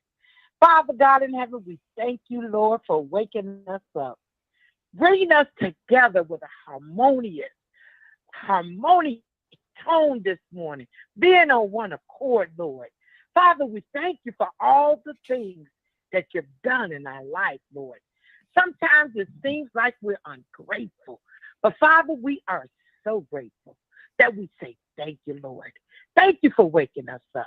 Father, as we approach your throne of grace and mercy, Father, we want to say thank you for being a keeper and a comforter, a peacemaker. Father, help us to continually train our children to go in the right direction and the right way. Yes. Father, we know we're out of order, but Father, we know that you placed the path under our feet, giving us direction and guidance and wisdom and understanding. Father, we thank you for your word of instructions and leading us and telling us that we have not because we ask not. So, Father, we're praying today that you continually strengthen us in the directions that we should go, because we know that this world is evil and wicked. Yes. We thank you, Lord. We thank you for the Holy Spirit and the angels that you allow to protect us. Thank you, Lord, for the guidance. Thank you, Lord, for the direction. We thank you, Lord. Touch each and every last one on this line.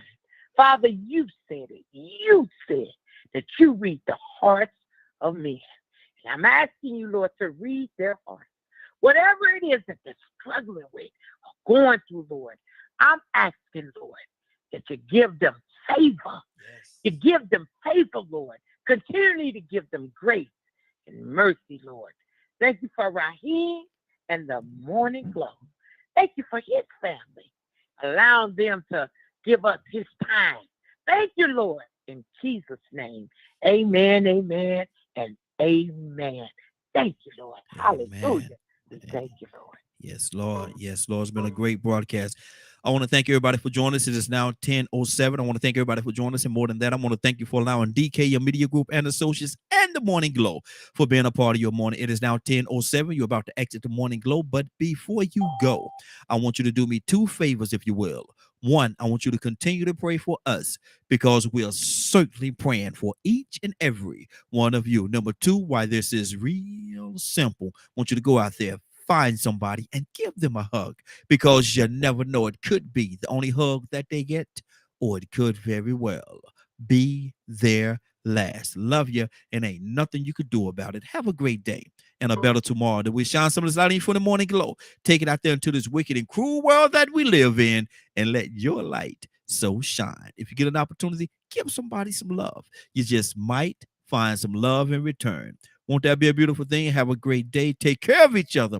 And please, please, please be blessed. Give somebody some love and truth. They would appreciate it, and I'm sure that you will as well. Talk to you tomorrow morning. God say the same. Be blessed. Love you.